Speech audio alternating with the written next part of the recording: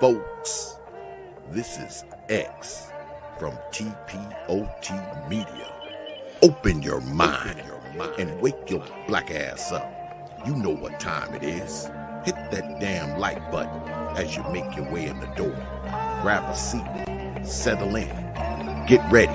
It's the Grown Man Hour with your host, my man, Bernard Riley.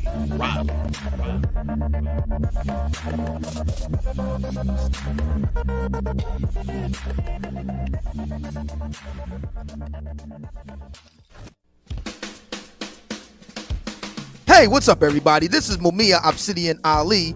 You know who I am. I need no introduction, right? And you're listening to the Grown Man Hour with my man Bernard Riley, heard weekdays right here on YouTube. What do you think about that? How about that?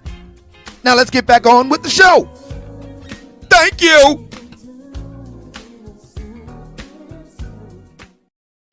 What is up? What's going on, everybody? Shout out to each and every person in the building. Shout out to those of you that make it in bright and early. See Dark Knight Mentality, TD Hutch, Trail Bentley, and Just Being Jazzy podcast clips and crafty ideas in the building. And as usual on Saturday, I know we are joined by the Hood Conservative, who's donning a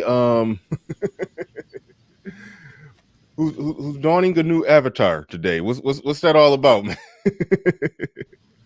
Oh, I've had Clarence Thomas. What's up with that? I had to rep my man CT. Clarence Thomas is probably going to go down as one of the most effective black men in this nation's history.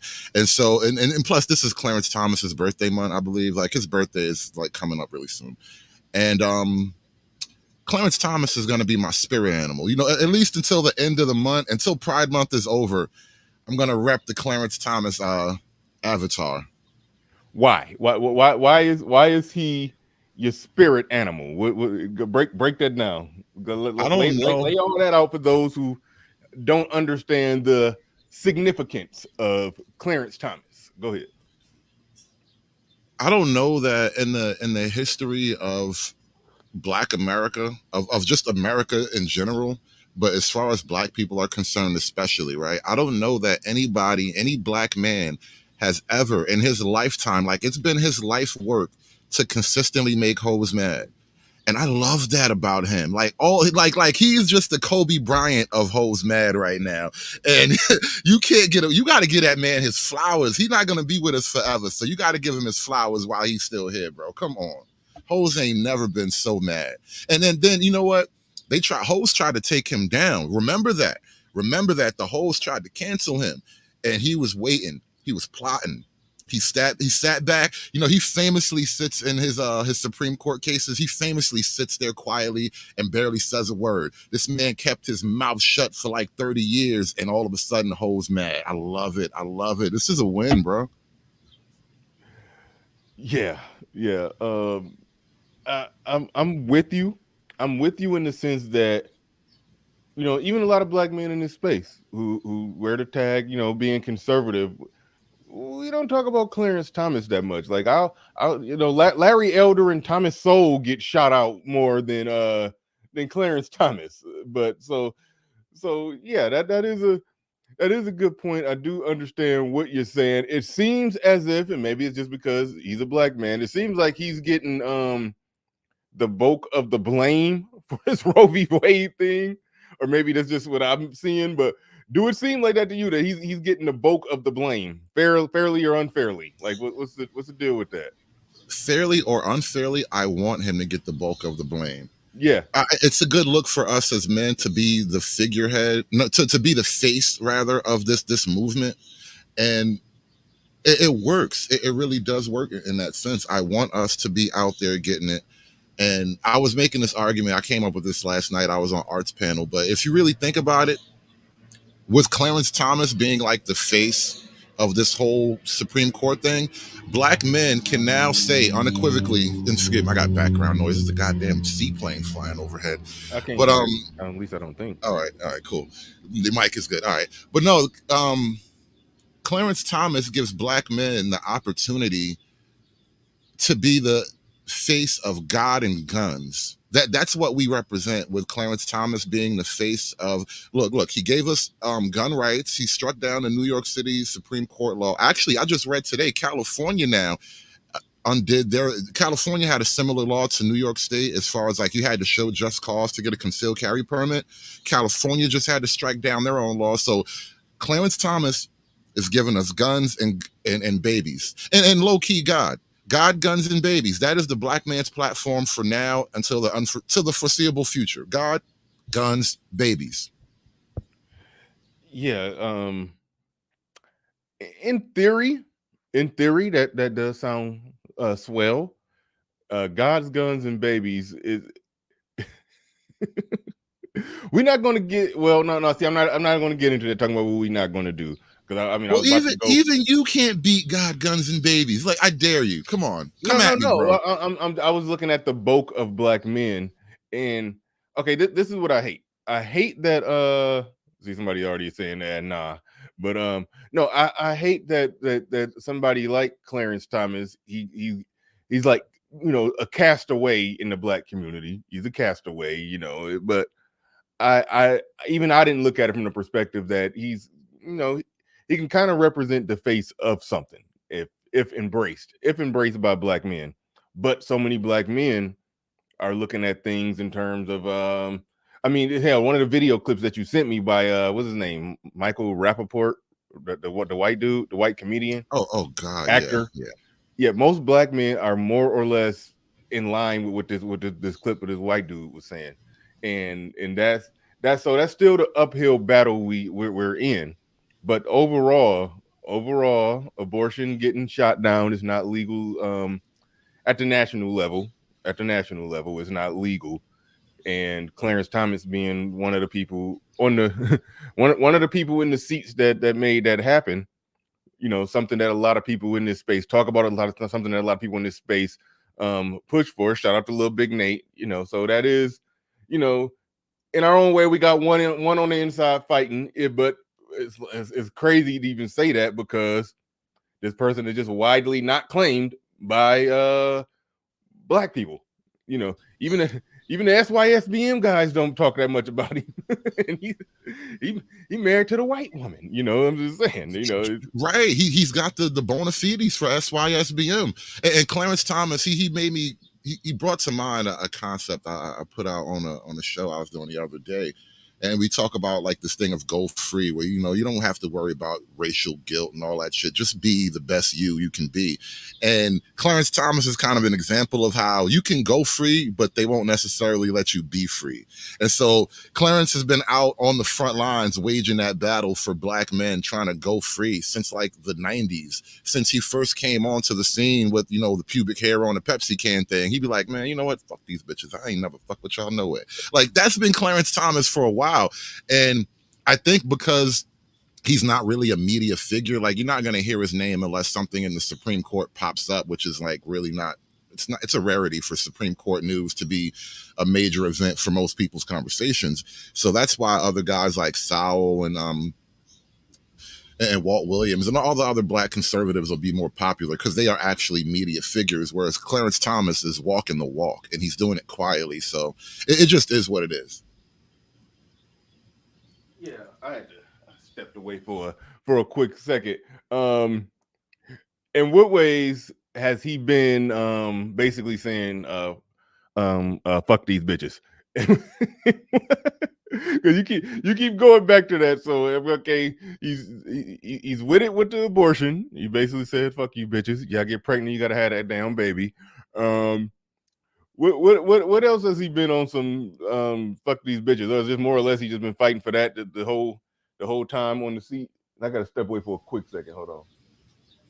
Yeah, no, his intellectual career from the bench has been essentially like, you know, got to keep things in check, got to keep not so much like it's been dedicated towards keeping women in line, not at all. It's just that he has been a stand-up, consistent, conservative voice. Yeah, and that more than anything is what gives him his kudos. And honestly, being that, just as a byproduct of being that, you know, hoes gonna be mad.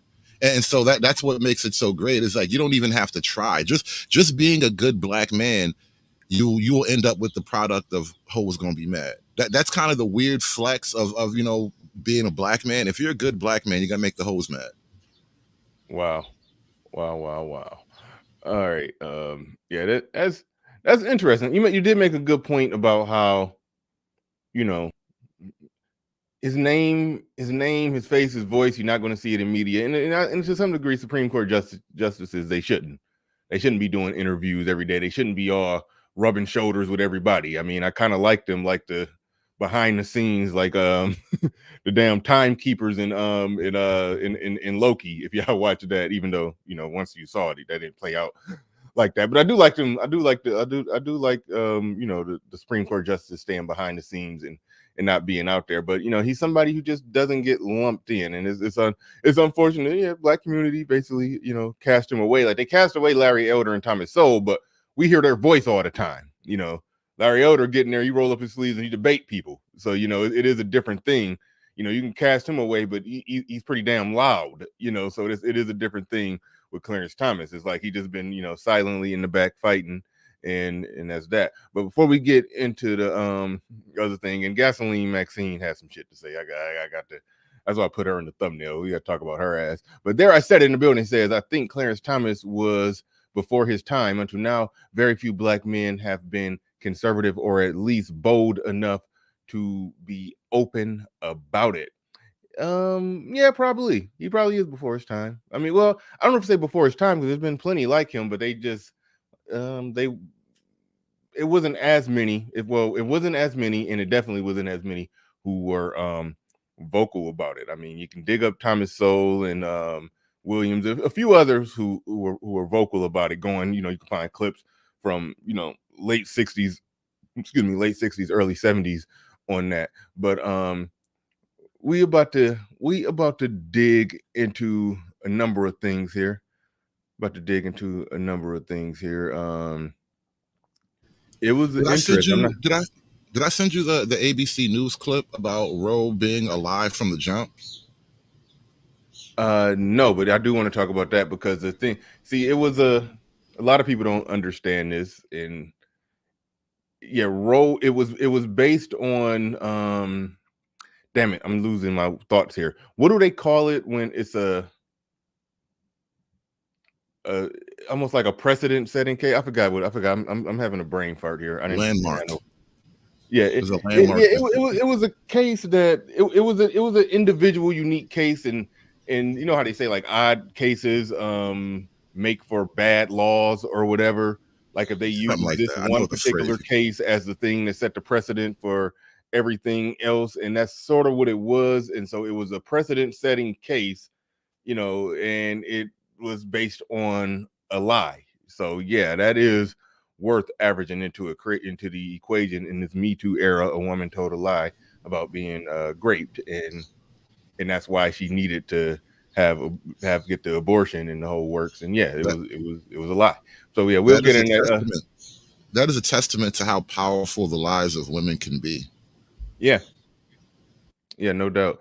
I'm in the process of pulling up something, but no, we can have that one. Get that one in the chamber ready to go. We'll pull up that one later.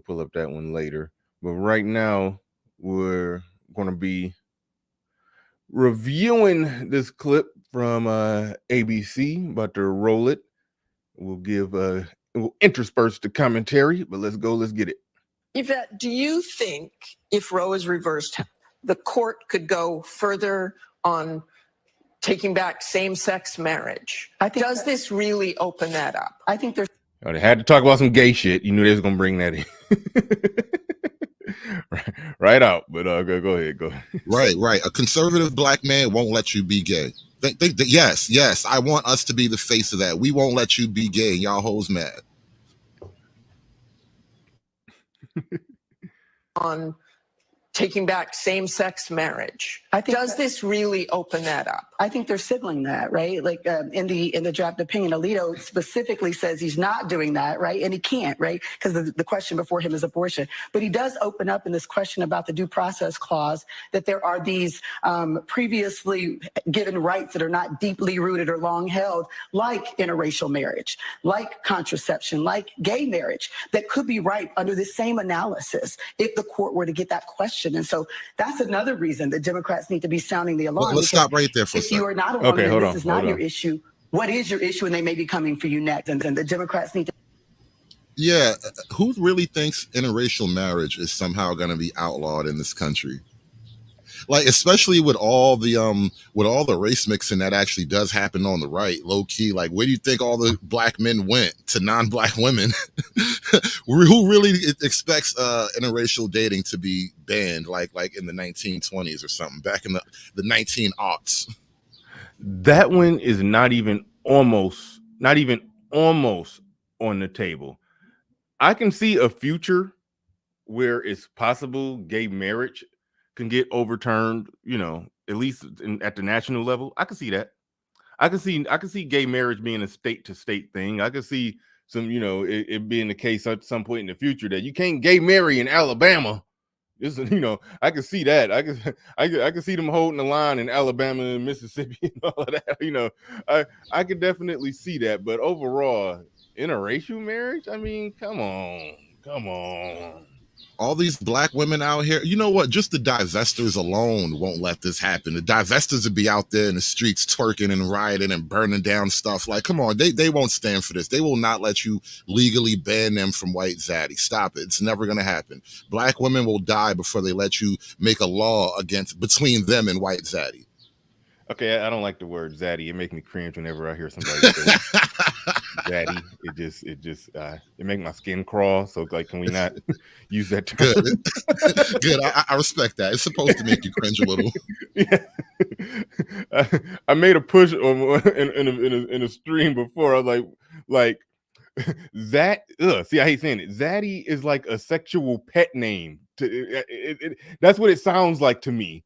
And so I was like, we shouldn't join in saying that. We should be to the point where only black women use that term. Like, y'all are, that's y'all shit. We don't have a zaddy. Like that's y'all shit. Like, so that's why I'm like, we need not ever say that. We need to treat zaddy like how white people got to treat the N-word. Like, we don't say it. No. But anyway, yeah, I respect that. I can move with you on that one. I'm gonna follow you on that one. Yeah. Yeah. But no. Ain't no interracial marriages. The divestors and SYSBM guys will be out in front of fucking the damn White House, the Capitol Hill, holding hands, singing "We Shall Overcome." If they try to ban interracial marriage, that shit ain't going. That shit ain't going. No, ain't no way in hell. So, and I don't know why they think it's effective to try to smuggle absurdity into the conversation. And, abortion, gay marriage, I understand why people lump them together, because those are two things that, the Christian right, been fighting for a long time. But they're in some ways, you could probably disagree with me on this one. They're separate issues. One of them is about, do we acknowledge that this growing human inside of this woman is a actual person? Do we acknowledge that? If we acknowledge that, can we kill this person? That's can the state or is the state, is the country, the nation okay with killing this person?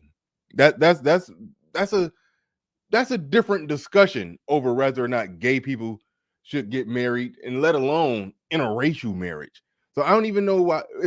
It speaks to the fact that they understand that even if you do got a view, and I listen, I've said it before, quality over quantity. Asians don't got high numbers, but they produce a lot of quality.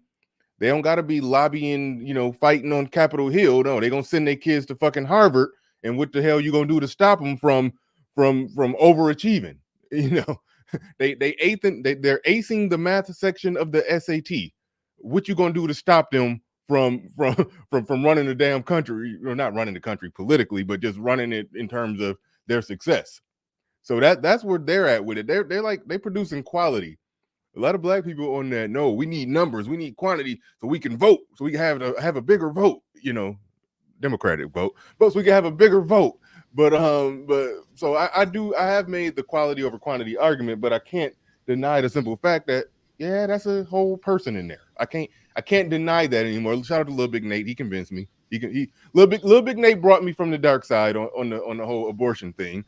And I was there too. I had to get the logical argument explained to me. It's a thing. We've been just sort of programmed very, very well, and you got to break the programming. So everyone has that journey. That it's an individual process for each of us. Yeah, my journey took place on the air. If you go back to my old videos, I was I made it clear that no, I'm pro-choice all the way. Now I've my opinion. I was pro-choice for like a year to 6 months to a year. Then I was like, man, I'm divided on this shit for like a whole nother year. Then like the last 6 months, I've been like, before it got overturned, before Roe v. Wade got overturned, I was like, nah, I can't even logically justify it no more. So I was like, yeah, I'm on that side. I'm pro-life, but that's a separate issue.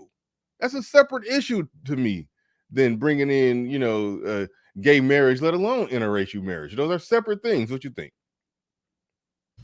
I think it's one of those leftist tactics where it's like they go to all the random different types of people and say, oh, you've been oppressed because of this, and him over there, he's been oppressed because of that, and this guy's been oppressed because he's been in a wheelchair his whole life. Like they try to mix all the oppressions into like one gumbo. And then when they try to make the argument, it falls apart later on down the line. But that's really what's going on here. They try to lump all the oppressions together so we can all team up against this one enemy. And, once you start getting into the individual arguments, none of these people like each other ultimately. Oh, yeah, that's true as well. Shout out to Indigenous Weather. That's formerly known as Indigenous TV.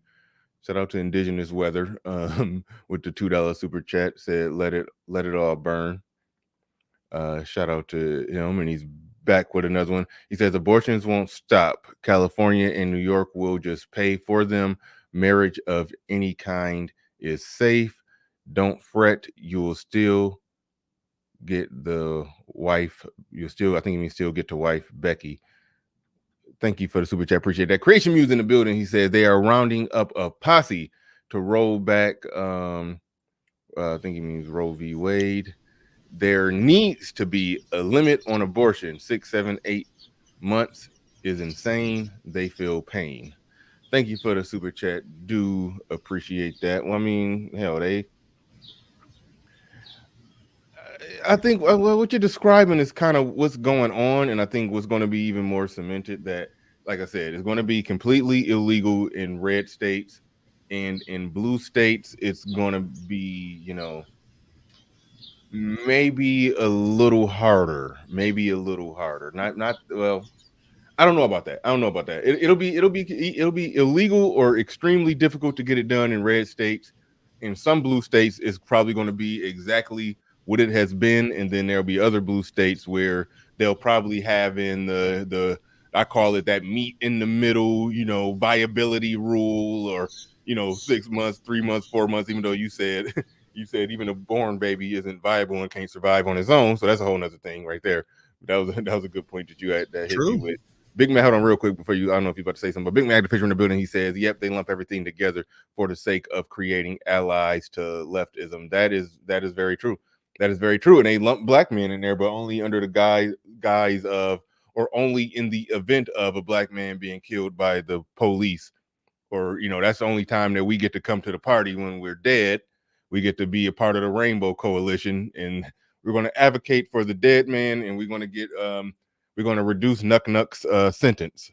That's our that's our connection, our only thing that we getting from the Democratic Party. So yeah, there's that.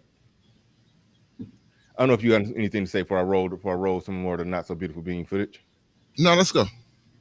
To be sounding the alarm, because if you are not a woman and this is not your issue, what is your issue? And they may be coming for you next. We really need. Damn, it's funny. That's exactly what you just described. I said, if you're a woman and this is not your issue, what is your issue? They're coming for you next. They're coming. Right.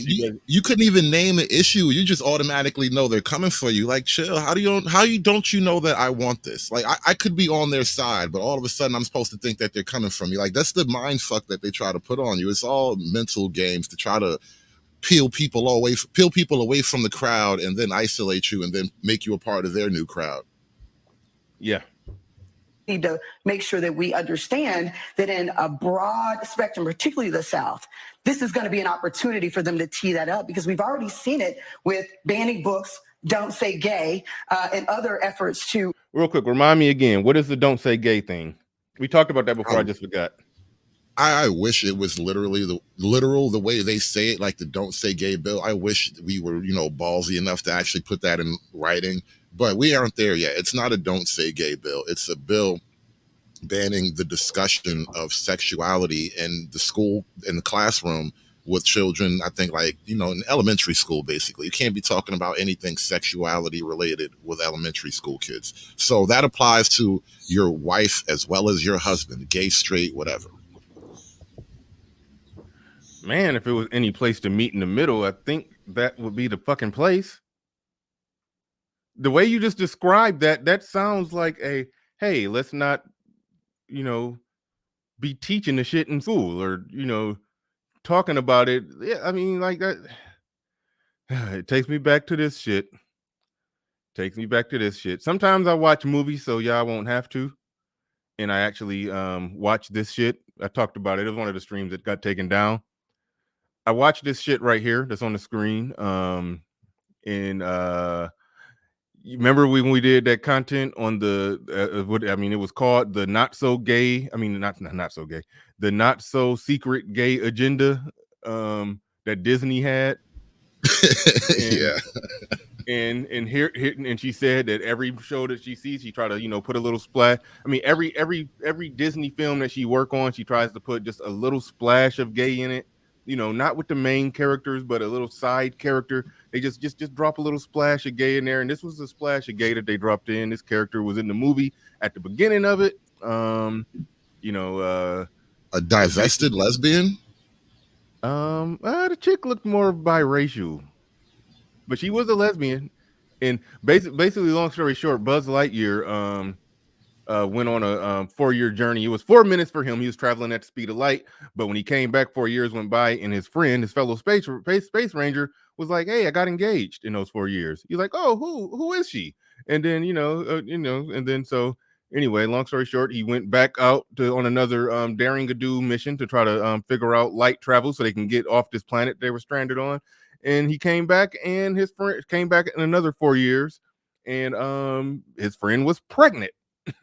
Like they showed her sitting there with the pregnant belly and all and everything. Did she cheat on her wife? No, you don't understand how this works. She got pregnant. I thought I did. Hold on. No, I did understand how this works. Stop applying logic. She got pregnant by her wife. Okay, that's what happened. That woman got pregnant. I don't understand what's going on here. No, don't try to say. Look how dark the baby is compared to. She wouldn't found the blackest nigga on that planet to knock her. Right, the baby looking at her like, "Bitch, this not my mama. Stop lying. You lying to everybody, ma. I hate when you do this." No, don't try to logic it. All right. Her and her lover, her partner, her significant other. They had a baby on the strength of their love. Okay, that's what happened.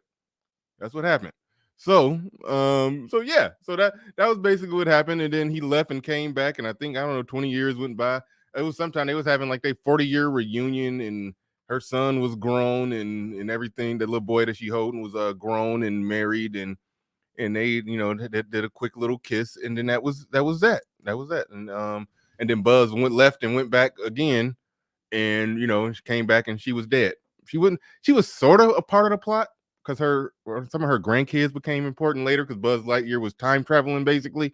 So yeah, but she wasn't really that major to the plot. She just was there on some, yeah, I'm here. I'm Buzz Lightyear's friend. I'm gay. I had a baby. Look at me. I'm dead. And now the movie went on about his business. It was like, damn. Like, Wow, that's what I mean. It's like they just smuggle it in a kids movie. Just put it out there. Just put a little splash of gay in there and then move on. It's even deeper than what we think of. Like, all right, so we're upset with the surface of it. You know, it's lesbian and it's lesbian taking over the Buzz Lightyear thing, right? So there's that. But look under it, right? And we're talking about abortion. So from the leftist perspective, if the babies can't be gay, you can't make the babies.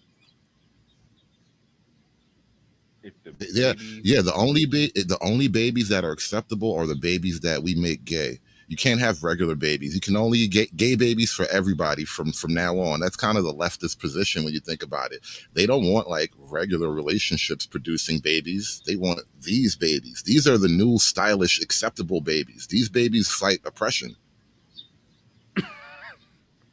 I understand what you said, but it was just the these babies fight oppression line that it just it made me laugh. Okay. You think I'm bullshitting you? Ibram Kendi, How to Raise an Anti-Racist Baby. No, I get it. No, you definitely have somebody who by default will be a part of the cause by default of them growing up in that kind of household. And if you one, by default of them growing up in that kind of household, and two, by default of if you inception them with enough gay shit through their Disney movies, what they're gonna, how they're gonna grow up and think and how they're gonna vote and how they're gonna act. So yeah, I mean this is using media to gain political power. Something that I always say that people, using their media platforms to speak their ideas, values, perspectives, and inception people with their ideas is very powerful, even though there's a lot of people that think when black men do it, it's not powerful. But I think it's powerful to do so. And they got a hellified campaign that's targeted towards the children to get them on board. Rather or not, the Disney movie isn't going to make the kid gay. Okay, fine.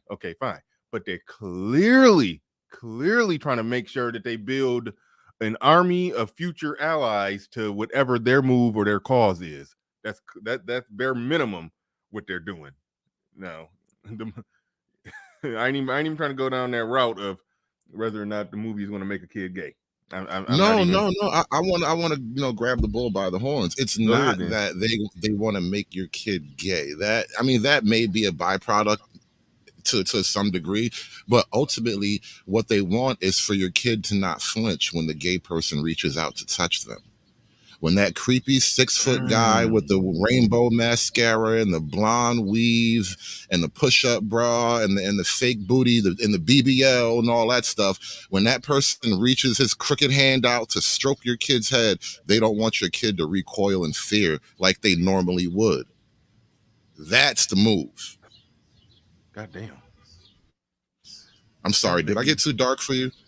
No, not too dark. I mean, but you that was dark. That was yeah, you have a way of putting things. You have a way of putting it. That's all I'll say. But all right, enough about Buzz Lightyear. I just wonder if they would have just went full gangster and just made Buzz Lightyear gay. That would have been then they would have been really doing the damn thing. But anyway, all right. Anyway, back to it. I think just roll back the clock 50 years. Giving states the ability to do this will make us, I think, more the divided states of America than the United States of America. Oh, yeah, I want to talk about that. Do you got a problem with that? Divided states of America. I don't even understand what she means by this. No, this is what I interpret that she means. When I talk about Alabama and what they ain't gonna go for in Alabama, that's my Alabama accent. It was horrible. But I'm okay with Alabama in some, let's just say some southern states, some hardcore, more right-wing Christian conservative states, even though I'm no Christian conservative, but I'm, more on the conservative side of things. I'm okay with them having fundamentally, like going from Alabama to California. It's like you in two different countries. So that's what I mean. That's what I mean when I say it's not. It won't be a United States of America if Alabama do get to the point to where you can't get an abortion there, you can't get gay married there, and all kind of other shit. The gun laws is just complete open carry. You can damn walk out the damn crazy house and go buy a gun if you want to. Alabama just get full. Just fool along with everything, rock out with their cock out when it comes to all that.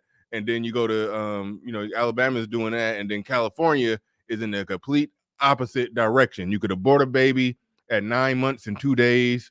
You can marry your damn dog. You could, that's what I'm saying. If it gets to that point to where, yeah, we would be not the United States of America, but the divided states of America. And are you okay with that? I think it's hyperbole to say like we would officially be the divided states of America. Like I got to drive like across 2 state lines to buy fireworks. Does that mean we're in a divided states of America? Like, no, things are just going to be slightly different from state to state. So okay. you can't abort your fetus here, but you can buy an M80 over here. Well, you got to drive across state lines if you want to abort a fetus. Tough. All right. No, I'm with it. I'm with it.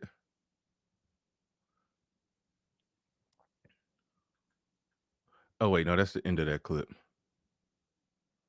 That is the end of that one. Hey, I got something I want to queue up to. Oh, yeah, go ahead. Let me see. Where did I leave this thing at? Oh, yeah, right here. Creation Muse in the building. He says how they figure out what the definition of, he says how they figure out. I think have they figured out what the definition of a woman is yet? They're still working on it. They're not scientists. Don't put too much pressure on them. They're not scientists. It's above their pay grade. So relax. I mean, that is the weird box that the left has put themselves in. And you spoke to it a while ago when they keep arguing all these absurdities. It's like they only have absurdities at this point. So by your own rules, a man can have babies, right? So if a man can have babies, don't men get a say on abortion? Whether or not I am actually a person who carries a child, as a man, it doesn't matter if I actually decide to ever carry a child. I still have a say on abortion because I could very well in the future decide to carry a child, right? Under these, rules and ideas, I would be in line with the culture, right? Say that again. I'm sorry. I was reading it. If men can get pregnant, then men can have a say on abortion. Simple as that. Oh, yeah. Hold on. You got something. You definitely got something right there. I just thought about that. Yeah. If they try to make that argument that you're a man and you have no say on abortion, you could say, no, fuck that. A man can get pregnant, so us men have a say on it. You did throw a trump card on them with that one. You did. Boom. Slammed the table like dominoes on them. That's how you got to get them, though. I'm going to play by the rules. The rules say I win. All right, come on, man. Now, I get distracted when you bring up a black chick saying something stupid, but if she got like some real glossy lips, I'm more susceptible to the message. Now, you put ashy lip chicks up here saying stupid shit. Don't put glossy lip chicks up here. That's how they get. I mean, I get you, but nobody cares if the ashy lip chicks ain't trying to give up no coochie. Like y'all was already struggling anyway. When she says it, it means more. Yeah, it does because she up there with glossy lips. Now I'm this is how they get me. This is how I get inceptioned with bad ideas. They put glossy lip women up there saying stupid shit and it throw me off. All right, but anyway, KP from KC5 says hood conservative always has an ace up his sleeve. LMAO. Absolutely. Thank you, everybody. Super chatting. I do appreciate each and every one of y'all. Thank you to Mac the Trucker for hitting me on the Cash App. And you hit me with a Cash App yesterday, and I didn't acknowledge it, but I'm acknowledging your Cash App from yesterday and the Cash App from today. Now let's go ahead and see what the glossy lipped woman is talking about. Go ahead, roll it. Y'all decided to ban abortion, so I'm deciding to ban sex. You guys will no longer be getting any coochie from me. Like, you will literally have to be my husband. I swear to y'all. Like, it is no way that y'all are going to even accidentally get a bitch pregnant or none of that. Like, you're done. You're done. We don't believe you. You need more people. And not only that, like, okay, like if this was a poker game, I'm calling. If you raise to no coochie, all right, I call. If she raised to no coochie, then you what? You call? I call. I call your bluff. All right, so Okay, don't fuck us then.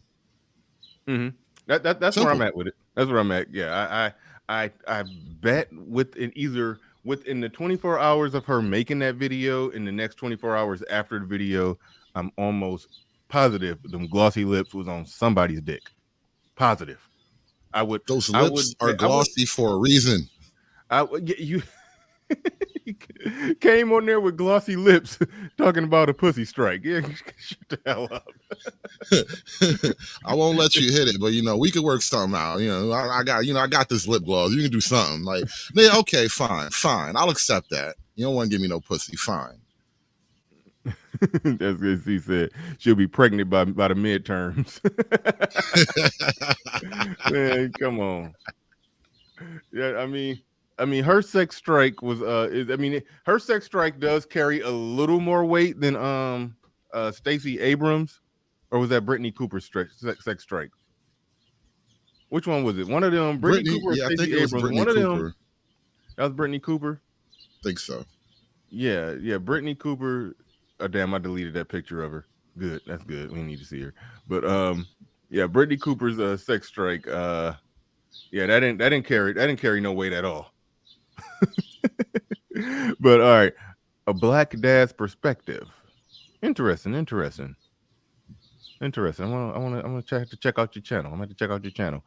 He says, LMMFAO. That was a very clever way of being able to argue why you agree with Supreme Court ruling on abortion. I'm using it. LOL. Yeah, absolutely. Yeah. No, that was definitely a good one. Referring to what the Hood Conservative said about, hey, I said a man could have a baby. If a man could have a baby, I'm a man. So you can no longer make the argument that I can't say anything about abortion because I too can have a baby. Yeah, no doubt. One other thing too, right? If Clarence Thomas gonna make you girls close your legs, that is a win for the black man. Listen, you see this face right here is my avatar. This face made you close your legs. I want to stand on that. I want to take some pride in that. That face made you close your legs. It was like, you know what? Maybe I shouldn't be out here hoeing around. He did that to you. He got that.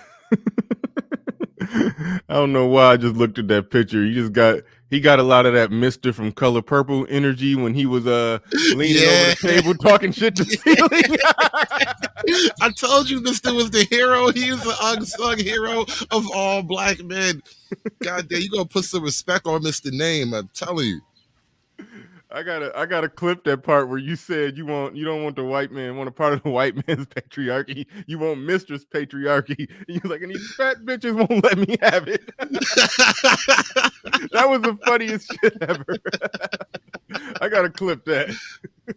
Nah, it's real. It's crazy. I got into this whole argument with Mary. Actually, it's been an ongoing thing with Mary and BGS and myself. I've been involved. Obsidian jumped up at one time, and we were all talking about the concept of black men wanting rights and authority and whatnot, and patriarchy essentially. And Mary Brown, he brings up this one case about domestic violence and how the first domestic violence ever law was because the black man was trying to beat up his wife and she didn't want to have it, which was true on the surface, but underneath it all, it was actually a situation where the white man, if the white man had been brought into court on those charges, it wouldn't even have made it to court because it would have been considered family business. But because he was black, he wasn't allowed to actually run his household with the same authority that the white man ran his household. That's literally what we're up against here. Like, they don't want you to actually have the white man's power and authority. And that's kind of what I keep bumping into over and over again. I'm just confused as to why Mary Brown, and I've been hearing his name circulating a lot. I understand he was on BGS, BGS and Green Gorilla was on there. Listen to a little bit of it. I don't know what's been going on Mary's channel, but I've been hearing people talking about it a lot. But I'm I guess I'm just trying to figure out why and what earthly reason, if you said the discussion was about patriarchy and he just brought up some domestic violence case from the 50s. Like, what the hell?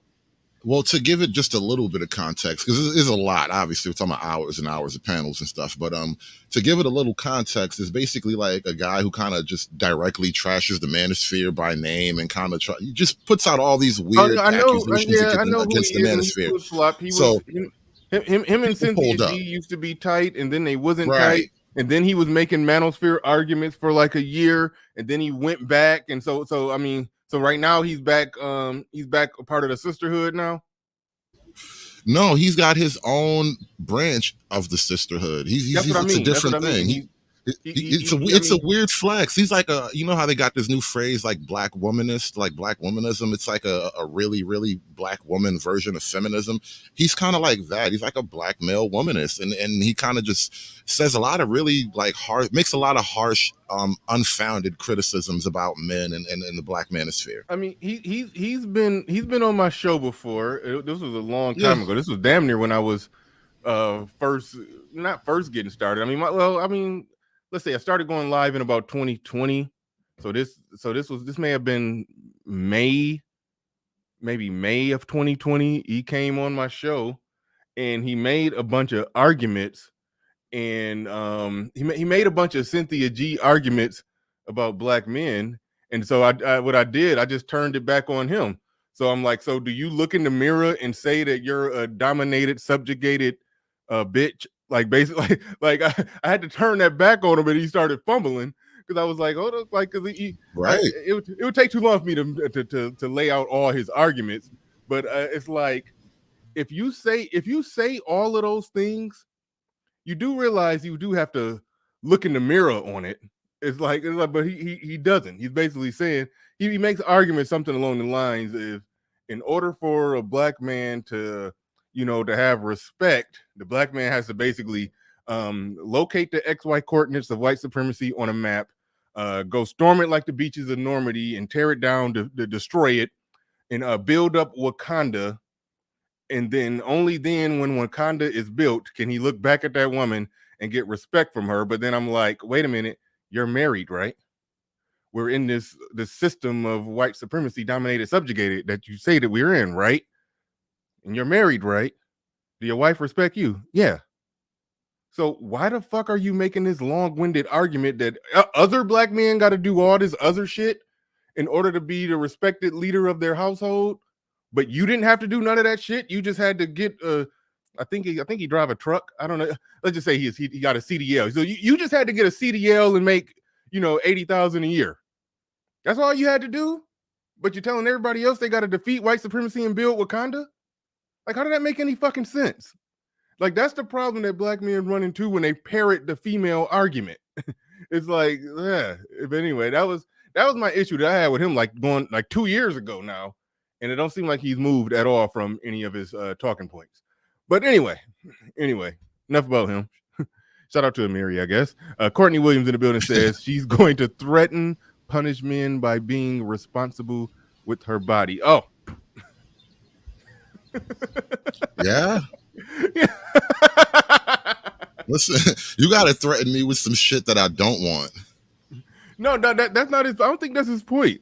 I think his point is that she's trying to punish men by conducting herself in a way that's really not a bad way for a woman to conduct herself.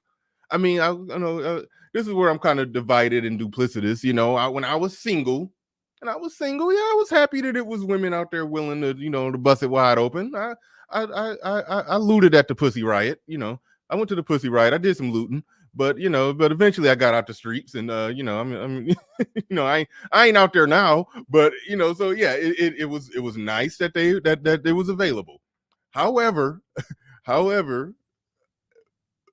a woman keeping it in her pants, so to speak, a woman not being out there buzzing it wide open, getting pregnant by Nuck and J-Rock and them, that's not a bad thing. So you're threatening us with something that's not bad, but the men that you're threatening, the men who will loot at that Pussy Riot indefinitely for the rest of their life, those are not the men who are against abortion. Those are the men who will fight with you to keep abortion illegal, I should say. Yes, you're punishing your allies. You're gonna give exactly. them you're gonna force them onto my side, because sooner or later they're gonna be like, man, I don't like these bitches either. Yeah, you're not punishing me. Yeah, so that's the weird part about that. That's a weird part about that. But shout out to you, Courtney Williams. I do appreciate that super chat. And shout out to Theo Wife in the building. I still owe you. I got you. You know what I owe you. I'm not gonna say it out loud on the air, but I got you. I keep forgetting. I'm gonna remember after the show. Appreciate the $100 super chat. He says, as a conservative black man, I've been enjoying the last few days. Little Big Nate must be dancing from the rooftop. Oh yeah. Little Big Nate popped a 100-year-old bottle of champagne today, but yesterday or whenever it went through. But but shout out to Theo, man. I appreciate you. Yeah. In fact, I'll leave that one up. I like that big red $100 super chat. Looks good. But all right, what we got right here? Just a quick breakdown of the actual meat of the issue right here. And shout out to Hotep Jesus. I'm gonna steal this one, little clip from him. It says right here in the document. Let's highlight it, just in case people need extra help. Held, the Constitution does not confer a right to abortion. Let's stop right there. Yeah, it's not set. I did want to stop right there, by the way. Where exactly in the Constitution does it give you the specific right to abortion? Because when you argue with like something like the Second Amendment, right? Guns are specifically written into the Constitution, and not just like in the Constitution, but it's in like some of the original. It's in the early part. Like this is some of the first stuff we thought about was they need to talk and they need to have guns. That's the literal thinking. Now, where in the Constitution did the founding fathers say, you know what if one of these girls doesn't want to be pregnant anymore? I don't see anywhere any language like that whatsoever. Yeah. And that's what Supreme Court justices are hired to do, basically, and that's interpret the Constitution. If I understood that right, that's fairly accurate. Some details might be wrong, but generally that's what they're supposed to do. Right. If there's nothing about it in the Constitution about abortion, then what exactly are they interpreting? So something like that by default, for that reason, should be a state by state thing. If I'm making any sense on that at all, it should be state by state, just because we're going to run into new things that the Constitution never touched on, never talked about, could not have foreseen, did not know. And so there are some things that that the Supreme Court do got to, throw their hands up on and be like, hey, we got to throw this one to the states. Because we don't know. We don't have anything in the Constitution to go off on with this. Yeah, I don't know the formal way of explaining it, because it has like a title. There's like a clause. I think it's like enumerated powers or something. But basically, the federal government's powers have a specific reach as far as the Constitution is concerned. And when issues arise that are not specifically covered by the federal government, it's supposed to fall to the states first. Okay. All right. You explained that better. I didn't know exactly how it worked, but I'll take that. But all right. So what else on this? The Constitution does not confer a right to abortion. That was all you wanted to read right there? You got more to play on this one? Let's continue. Saying we are banning abortions. It's not saying that we are not banning abortions. It's just saying the word abortion ain't in the Constitution, stupid. It's just not there. It's just not there, okay? So it says Roe and Casey are overruled, and the authority to regulate abortion is returned to the people. And their elected representatives. To the people. The authority to regulate abortion is returned to the people. So technically, as far as Clarence Thomas being to blame for all this. A black man is the face of giving people their rights back. That's really what you're looking at right here. I still don't understand why is that just a black thing where he's being overblamed? Like what? No, I want him to be overblamed. I want this to be a black thing. You're overblaming him. Okay, cool. I'm claiming it. Yeah, you want that face right there to be the face of you bitches gotta quit fucking up. You right there. Yeah. And I'm giving the men their rights back. Listen, this is the face of the man who gave men their rights back. All right. I just want us to remember this next Black History Month. All right. But no, that was well put. That was well put the way that Hotep Jesus, shout out to him, the way that Hotep Jesus broke that down. That was that was more or less that he broke down what I said before right after I essentially said it. I was like, it's the Constitution has nothing to do with that. It has to go back to the people and their representatives, which means you still have the power to put in office somebody who shares your views. And if you want abortion to be legal in your state, you have the power to, minimal power, because, you only got one vote, but hell, you could lobby, you could galvanize others to vote the way that you vote. And from there, that y'all could have people in positions in your state that makes sure abortion is legal all the way up into 9 months and 3 days.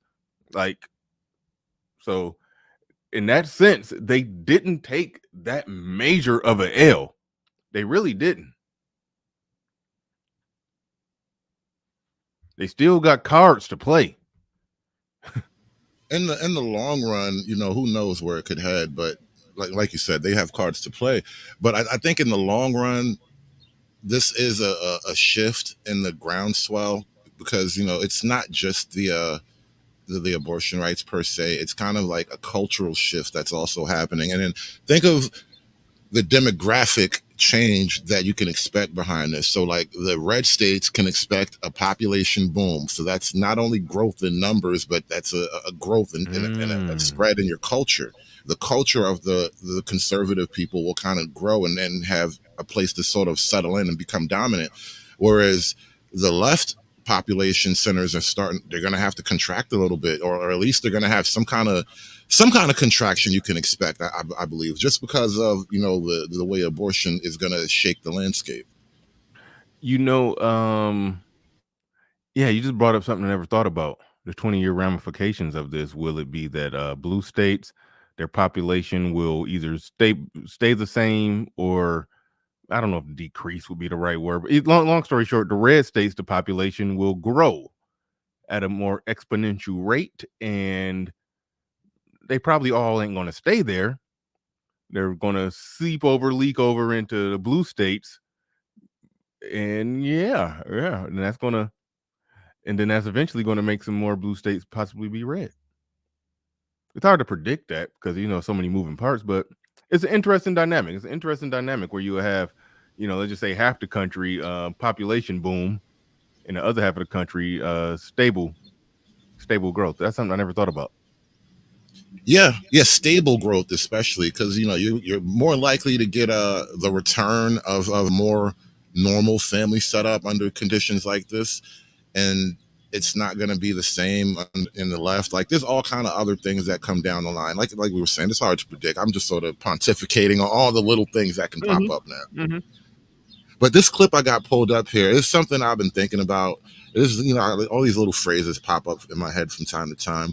But like, if they're going to say that the black woman is the most unprotected in America, then I would also argue that the conservative black man is in fact the most hated in America. This is my home. I live in New York City. New York City is my home. I'm born and raised here. And I wish I had the power to make white people do that. Like whatever that is, like I wish I had that power. Like this nigga power levels are up there. Like I have never made white people behave that way in my life. Like that right there. Oh shit, I dropped. Let me bring that back. Bring that right back there up, is 'cause crazy. I couldn't hear what was going on. Bro, I had to put my headsets on. I could hear it. Okay, the black dude was talking, and then and they chimped out. Yeah, that's literally what just happened. Yeah, play that over. They start making a bunch of monkey ass noises. Bro, that is black power right there, all right?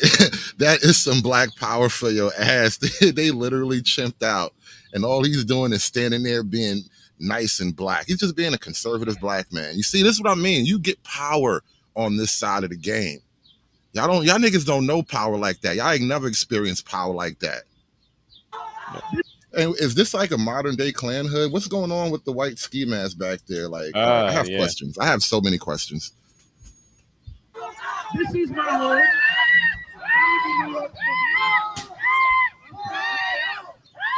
New York City is my home. I'm born and raised here. And read the room. Read the fucking room, man. Read the fucking room. But not those who said innocent. This is my home. I live in New York City. New York City is my home. Bro. Tell me, when was the last time you seen anything like this? And he just was there to just speak on some anti-abortion or something. Mm-hmm. And it was a bunch of white guys just completely chimping out over that. Now, I'm not, I'm usually not the guy that goes around screaming racism at everything. But, my racism meter is pinging right now. Like, just ping, ping, ping. I'm feeling the racism, bro. I'm feeling the racism. Like, what else is going on here? You could argue that they made a bunch of chimp noises to distract a black man from trying to speak his issues. That you can argue that that's what happened. Yeah. Yeah. Yeah. Oh man. Read the room. Read the fucking room, man. Read the fucking room. But not those who said innocent. Yeah.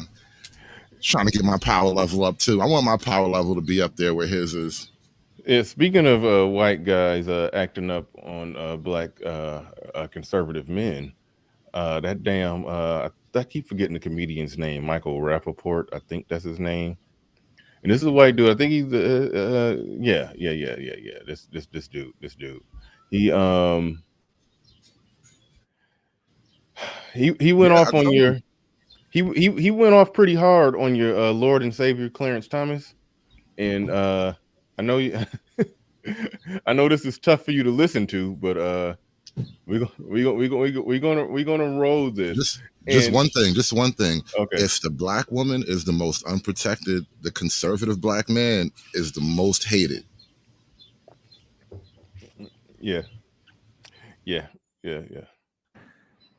overturned Roe versus Wade, and the leader of the pack, Clarence Thomas, you handsy, good for nothing, sexual harassing motherfucker, you creep. Okay. I'm still trying to figure out, and maybe it's just the stuff that I've been seeing. Why is Clarence Thomas the only? It's 9 of them. Why is he the only one being blamed? I don't know. I'm wondering, maybe, just maybe, it's because he's black. Maybe, like I said, I'm not the guy to go around calling racism everywhere I go, but like I'm feeling the racism here. My racism alarm is pinging right now. I'm just saying, it's 9 of them, but his beef is with Clarence Thomas.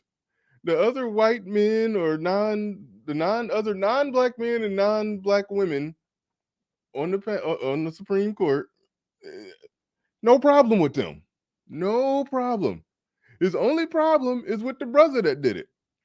I think he married to a black woman. If I'm not mistaken, he's married to a black woman. I think she put him up. Rappaport? Yeah. Oh, maybe. This feels like I need an audio clip of everybody hates Chris. Like that's what it feels like is happening right now. Hold on. Let me yeah. You type in Michael Rappaport, the second suggestion is his wife. So apparently a lot of people are interested and she's black. Okay, well, yeah. it's another picture of him with a white woman. Maybe he left a black chick and got with a white chick. I don't know which one he's currently with. Who was Michael Rappaport's wife before Kate Dunn? Kate Dunn sound like the okay, I don't know. Okay. He was married to a black chick. Either was married to a black chick or currently married to a black chick. All right, so he got his street cred, basically, is what we're saying. He went and he fought the battle. No. I got it. He's currently the picture of him with the white chick. Okay, he's a lot younger in those pictures. So the older pictures of him with a woman, it is the black chick. So he's married to a black chick who basically told him he got to go off on the Supreme Court justice and overturning Roe v. Wade. And so he thought he was about to go in on just the Supreme Court justice in general. She was like, no. Specifically, Clarence Thomas. Everybody else cool. You got to call out that nigga. That's what I need you to do. that's what she put him up to. The other 8 people. No. We not worried about them. We not worried about them. We got to call out. Count. Yeah, we got to call out the nigga. So anyway, so far he's called him a what do you call him, a handsy creep, whatever. Let's see. Leader of the pack, Clarence Thomas, you handsy, good for nothing, sexual harassing motherfucker, you creep. You creep. If you had gotten what you want from Anita Hill with your overtures and your sexual advancements, and you had somehow, some way impregnated her, right? Being married and all that, right? Mr. Judge, Mr. Supreme Court Judge. If you had impregnated an Anita Hill, what would you have done with that baby, you fucking worm, you? You would have aborted it. Houseway. He just told a man that he would have that a man would have aborted a baby. The whole thing in this is that women have the right to choose to abort or not abort. Don't charge up a man with aborting a baby. Don't do that. That's the goofiness there. That's the goofiness there. Is it about women and their choice, or is it, like, what the fuck? Married and all that, right? Mr. Judge, Mr. Supreme Court Judge. If you had impregnated an Anita Hill, what would you have done with that baby, you fucking worm, you? You would have aborted it. You'd have paid for the abortion and you'd have paid the hush money because you're a creep cock sucker, you. Bunch of fake, phony motherfuckers out there. What would you have done with that baby, so Clarence? You mad, like Clarence? Why are you so mad, though? Like he is personally affected. Like there was a woman out there waiting to get his abortion, and now she can't because of Clarence. Yeah. Bro, we stop. You gonna have a heart attack, bro. Chill. You too upset about this. And then again, you really upset with this black guy, bro. This is unlike you, Michael Rappaport. I thought you loved our people. Yeah. You know what? I mean, if you listen to his comedy, you listen to him in interviews, like it sort of leaks out that he's like he's sort of, you know, what I don't want to say that he's an honorary, but you know, he's a white dude that you could talk to, that you could tell he probably grew up around a lot of black people. You could like just listen to him talk, and you could tell, like, even without me knowing, it was like you could tell he probably was with a black woman. It's like he just listen. If you ever listen to a stand-up, you could just tell. You could tell, and so it's like part of that is probably where he think he gets his pass to call it out. Now you write on what's your angle? What's your motive? Why are you that upset? Like even when I was pro-choice, I wouldn't have been that upset about people overturning it. I probably would have made the argument that, okay, some of those Republicans who are against it, when they slip up, they will want to, you know, they will want the chick to get the abortion so they don't, you know, fuck up their career. So that's an argument I understand, but it's like the level of pissed offness that he got for it right now, that shit I don't understand. And so it's coming from it's coming from a place of liberal racism, possibly, where he's on some, like, nigga, how dare you step out of line, nigga. Like, that's what I'm hearing him saying. It's like this to me kind of smells like systematic oppression. See, I ain't even going that far. I'm not going that far. I'm not going that far. Big, powerful Hollywood white man. I'm not going that far. I'm just saying that it is an era of how dare you step out of line. Like that's what I'm hearing, because the same energy be coming from Maxine Waters and all them when black men were talking about voting for Trump. It's like it's a white man on their team making the same arguments. Like, we can't not acknowledge that that's what's happening right here. We can't not acknowledge that. Jackie Jack in the building says, why go after Clarence when he isn't the only one in the court that got accused of sexual, I'm going to say it don't matter, sexual assault? Yeah, his wife is behind this. Yeah, absolutely. I think his wife is behind this. I don't even keep up with other Supreme Court justices got accused of sexual. Oh, hell, the new one got accused of it. Yeah.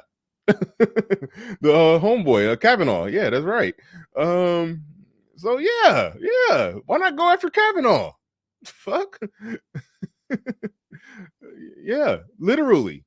I mean, if he would have went off on Kavanaugh and Clarence Thomas, we couldn't say that he's making a get back in line nigga argument. Like, but other than that, yeah, I don't know how to say that he's not saying get back in line, nigga. Otherwise, he should have been going off on Kavanaugh all day. Man, I tell you, I hate to say it, but it's because he's black, man. Like, there's no other way. Like, I'm totally on the other side today. Like, man, y'all only doing this because he's black. This is literally, I'm playing the race card all day for the rest of the show. I was just about to say, you love to play the race card when liberals do something racist. you go ahead and be the victim then. all of a sudden, there's systematic racism everywhere.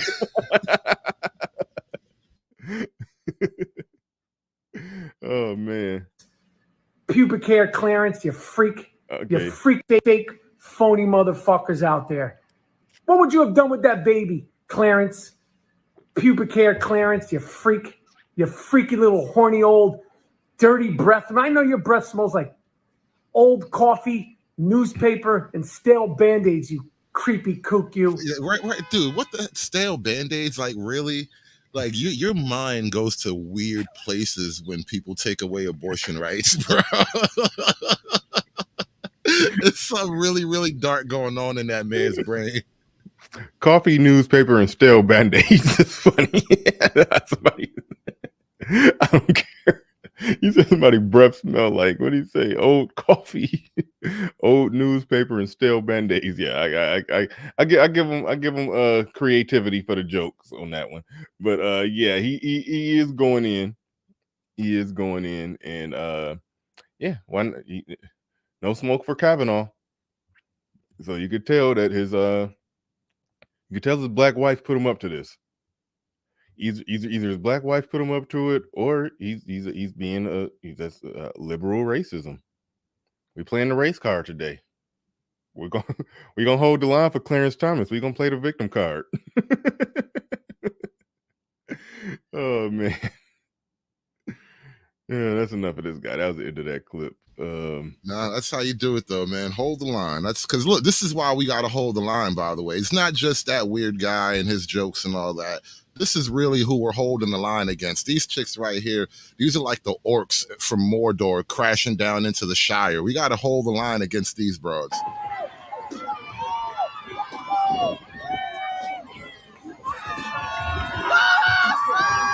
Wait, pause. It's working for abortion rights. Yeah, I was just about to make sure that that's what we're watching. This is at an abortion rally, right? You see the sign? That's a My Body, My Choice sign. Right? Okay, I see it. Okay, so in the midst of this is Houston. Okay, so in the midst of protesting the overturning of Roe v. Wade, they decided they're going to get out there and twerk their ass. Yeah. I think that's Biggie playing too in the background.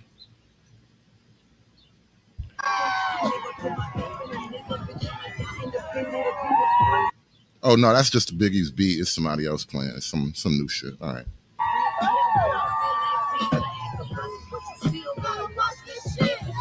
Is that Meg Thee Stallion? Are they twerking to Meg Thee Stallion fighting for abortion rights? Is that how you get your abortion rights back? You twerk to Meg Thee Stallion? It's an interesting plan, ladies.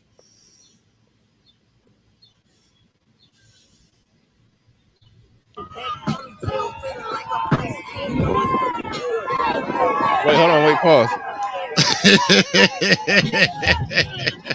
Hold on.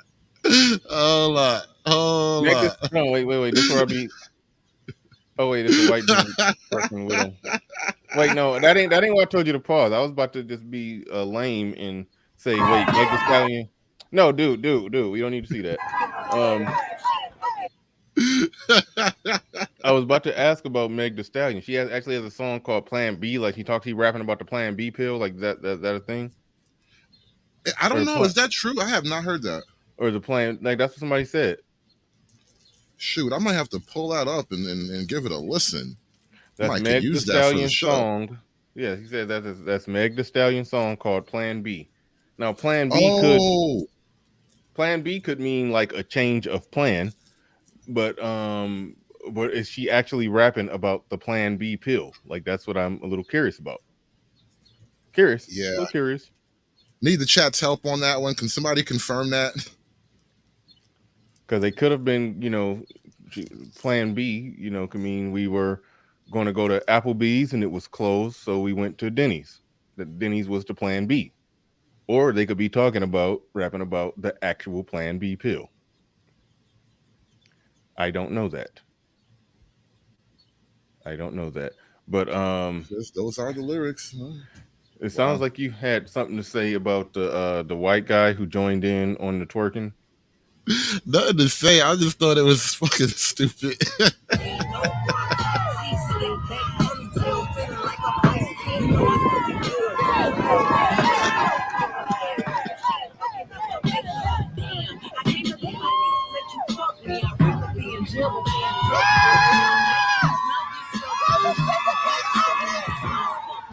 Why does it look like they're all fat lesbians? Like, of all the people who need abortions the most, why would it be fat lesbians? Pass on that one. No takers? All right, God damn it. Yeah. Like, really? Like, you, right there. You mean to tell me men are just leaving babies in you all the time? Like, you're going to tell me that that's your life, sweetie? Really? Men leave babies in you all the time, and you just can't help but to have abortions because they just keep dropping babies in you. All right.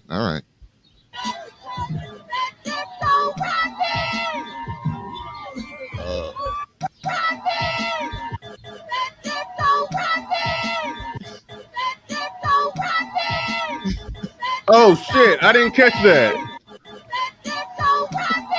Okay, we got it, man. We got it.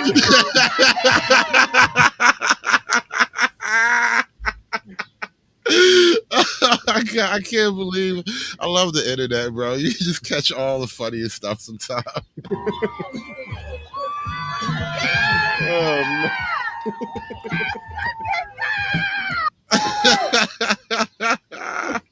Hold the line. This is why we fight. You gotta hold the line, man. This is why we fight. She up there saying that dick don't run me. Oh man. All right. Man. Oh shit, man. Why you do that to me, man? I didn't need that. I didn't need that at all. That's what's going on in the abortion wars, man. They having twerk offs and shit. God damn, man. God damn. Okay, so hold on. In other news, Gasoline Maxine. The song playing is Meg's Plan B. I think you might be a little bit behind the feed because we already ascertain that information. We were just trying to figure out, was it the Plan B pill that they were rapping about, or making a Plan B as in a change of plan? That's all I was trying to figure out. I haven't heard the song, don't know. Just found out that it exists today, so I'll be behind on those kind of things. However, we're moving right along. We got Gasoline Maxine, who was in the thumbnail over this right here. Yeah, she said a lot of stuff here, and she basically and specifically referenced black women. Said something along the lines of "We ain't taking this lying down" or something like that. But so let's hear from your auntie Maxine. You know, go on and claim her. But all right, let's go. I mean, even though you ain't invited to the, was she the one that disinvited you from the cookout? Yeah, like, man, you won't be the first old broad I had to curse out in my lifetime. It's okay, Auntie Maxine. You ain't seen nothing yet. Women are going to control their bodies no matter how they try. I don't know why when I look at her, I just get the feeling that in like 6 years, that's what Vivica Fox gonna look like. It's just like, if you just look at Vivica Fox right now.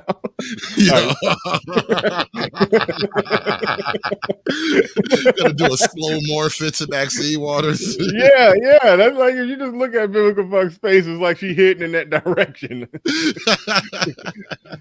It's like they got the same eyes, but with Hollywood makeup over it or something. I mean, all right. Anyway, play ball. All right. Women are going to control their bodies no matter how they try and stop us. The hell with the Supreme Court. We will defy them. Women will be in control of their bodies. And if they think black women are intimidated or afraid, they got another thought coming. Black women will be out in droves. We will be out by the thousands. We will be out by the millions. We're going to make sure we fight for the right to control our own bodies. Thank you. Hello, everybody. Hello, young girls. We're fighting for you. I don't know what's happening and where they are, but we're going to take every effort and try everything we can to overcome what they have done to us. Let me add this. Women are not fighting alone. There are men who have wives and daughters. There are men who respect women, and there will be men in this fight with women. This is not over. It's just the genesis of a new beginning. All right. I'll go first. When I heard the gentleman speaking there, he said, women are not in this fight alone. There are men who have wives and daughters. So you're fighting to keep your wife's freedom to get an abortion of your baby or the baby of the other dude she's fucking. Like, so why bring your wife into, I have a wife and that's why I care about that. Like, hold on. Like, dude, it's like, you're not fighting for your wife. At least I hope not. I mean, do you understand where I'm going there? Like, I mean, no, what could be more cuck than fighting for your wife to kill your son? Like, that is the cuck position. Or, like that, you mentally cucked. Or somebody else's. Which is, yeah, either or. So that's why I just don't understand bringing your wife into it. But then to be on some, I have a daughter. And so, okay, so you fighting for your daughter's right to terminate your grandchild, to kill your kids. I'm fighting for my daughter's right to be more sexually irresponsible with a clear conscience. Well, not a clear. Go ahead. I'm sorry. People should just say, like, I know my kids, and they kids ain't gonna be shit anyway. Just come out and say it. Yeah.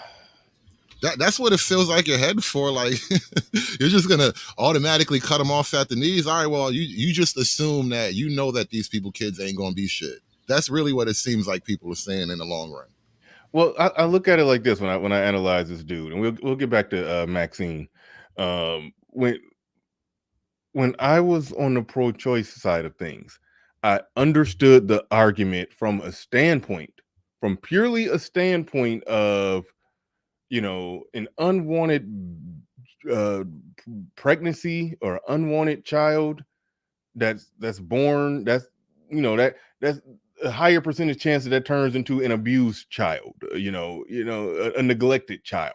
I was looking at it from that perspective, and I was looking at quality over quantity and all of that. But when you say that you're not even looking at it big picture like that, because those arguments I still understand, even though I'm not with them anymore, I still understand those arguments.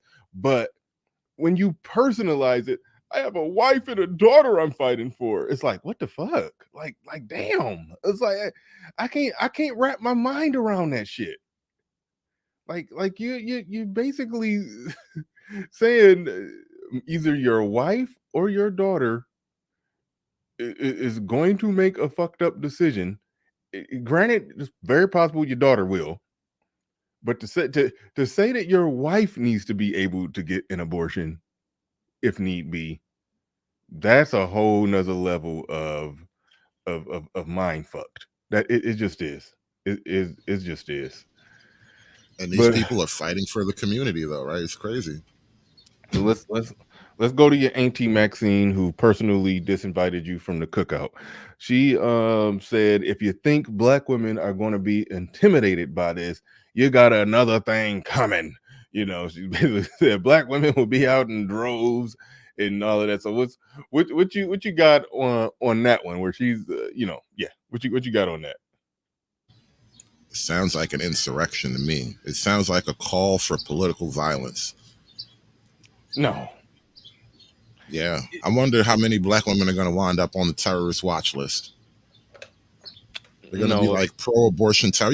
Pro-abortion terrorists are a thing right now. They're blowing up like family planning centers, pregnancy centers, whatever it is that it's officially called. But like, it's the opposite of a Planned Parenthood, essentially. Wait a minute. You're okay. I understand. I don't understand, but okay, we're familiar with people bombing abortion clinics. Okay. Right. Are you saying, okay, what's the opposite of an abortion clinic? A pregnancy center. It's like an actual family pregnancy center where I guess girls get, checkups and vitamins and, those little packets full of free stuff that the government gives out or whatever. Like that's places like that exist for girls who actually don't want to abort the babies. I need evidence. You got to show evidence of that, because to do that, they're fighting against, like, goddamn, they're fighting against women's health care. Like they're fighting against what they say that they're for. Like what the hell? Do you got any evidence of that? That's something I got to see, because I'm digging it up. Yeah, that literally makes no sense. That literally makes no sense. That's why I asked you the question in that way. What is the opposite of an abortion clinic? A family, but see, this is what I always thought. I thought the family planning, like that's how, like, okay, they call it Planned Parenthood. Planned Parenthood. But what they're doing there is they're handing out abortions. So but they're giving abortions, but they're also providing prenatal care and all that other stuff to for women. So it's like, are they blowing up basically the Planned Parenthood type facilities that provide all the prenatal care but not the abortion? They blowing you up because you're not giving the abortions too?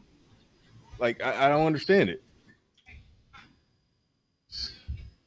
It's not a Planned Parenthood type of deal, in the sense that Planned Parenthood is essentially just a big front for abortions. It's literally the opposite. It is a place where women who are pregnant, they just go to get like pregnancy care, actual health care. How could you be against that? I don't know. I'm not one of these people. I have no idea how they could be against that, but that's really what's going on here.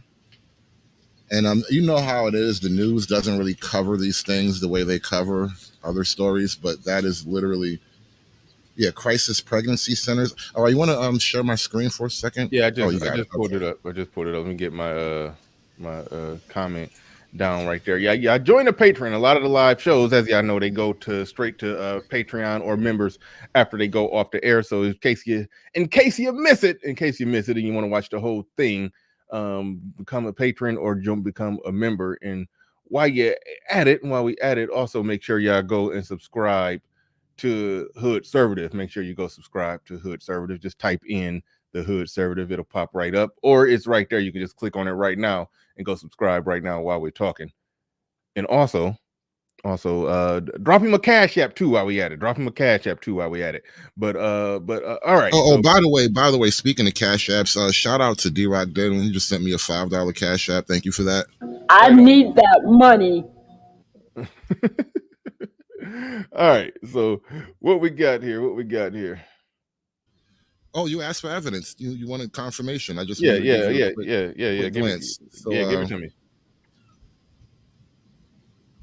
Firebombed New York Pregnancy Center facing an investigation. So a pregnancy center was firebombed. Let's go to the Wall Street Journal. I'm going to open this one up. Attacks on crisis pregnancy centers. Like, it's a thing. Now it's kind of behind the paywall apparently, but all right, so it was a crisis pregnancy center in quote, someone threw an incendiary through one of the windows, which lit a significant fire in the back room, says the CEO of First Image, which runs 3 crisis pregnancy centers in Portland, Oregon. Yeah, they're firebombing pregnancy centers, bro. It is a thing. I'm not just pulling this up out of my ass. Arson probed over fire at Buffalo Pro-Life Pregnancy Center. New York Pro-Life Pregnancy Center allegedly firebombed. Oh. Okay. So that's Buffalo. That's Portland, Oregon. I think there's another one somewhere else too, but literally coast to coast. God damn. Okay, here's the thing. Their argument has been, we're not pro-abortion.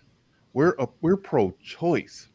Those who choose to have a baby, we support their choice. So why are you attacking those who made the choice to have the baby? Why are you attacking the facilities that give prenatal care to those who made the choice to have the baby? Well, by doing that, they're proving that they're not pro-choice, they're pro-abortion. Yeah.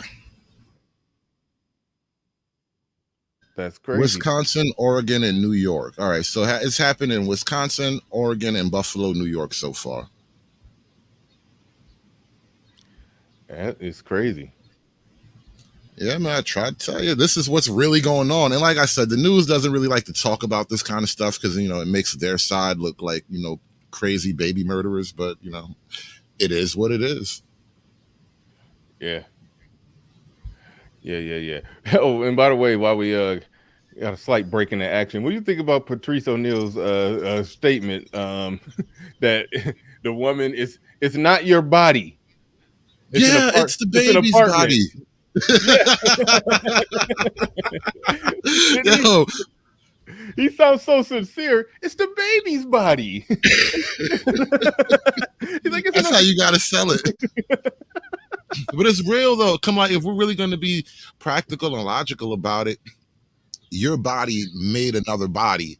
So technically it's not your body that you're exercising control over. It's a whole nother person's body. Like literally from the moment of conception, like this, thanks Ben Shapiro, I got this argument from him, but from the moment of conception, right? That fetus is literally a unique living being. It has a blend of some of your DNA and some of his DNA. Like the mother and the father together instantly create a new life. The moment of conception, it is a third person. And so that is the baby's body, tiny as it may be. Yeah, your body, he called it an apartment. with a 9-month lease. I was like, God damn. But no, that was I mean, that was too good right there. Is that any better than what they're doing now, calling women womb carriers and whatnot? Womb carriers. That's what they're calling women now. In order to say, like, pregnant, to avoid saying pregnant women or whatever, because trans people, they want to say womb carrier. So, I mean, I think apartment is actually, is more utilitarian than womb carrier. Damn. Apartment sounds more respectable. Yeah. Oh, man. Shout out to Woke Quill in the building. He says some people that say it's a clump of cells will call what we found on Mars life. That's very true. Make it make sense. Make it make sense. Yeah. No. Good point. Good point on that. All right. I don't even know if we got this. I think this is the only one I haven't seen. So I really don't even know what we got here, but it says at the bottom, breaking news: Supreme Court overturns Roe v. Wade. I guess opinions, thoughts, and views on this. I don't think they're gonna bring up your boy. They're not. I don't think they. I'm not sure. Yeah. It's like 50-50. No, I think they're gonna spread they're gonna spread the criticism evenly amongst all the Supreme Court justices. But I saw a lot of people coming at Clarence, man. I was like, hold on. Like they making it seem like he was Darth Sidious behind it all. I know that's how you want to view him. Like he was back there behind the scenes stirring the pot. He converted everybody. But all right. Closely to the draft opinion written in February that was leaked in May. It makes the same arguments that there is no constitutional right to abortion, that in order to find a constitutional right through the 14th Amendment, it must be something that is deeply rooted in the nation's history and tradition and essential to the concept of ordered liberty. And for that reason, the Supreme Court said the Roe v. Wade ruling flunks the test. It says it was egregiously wrong when it was originally ruled on in 1973, and that therefore the principle of sticking with decisions known as stare decisis doesn't apply because it was wrong and has been damaging to the country.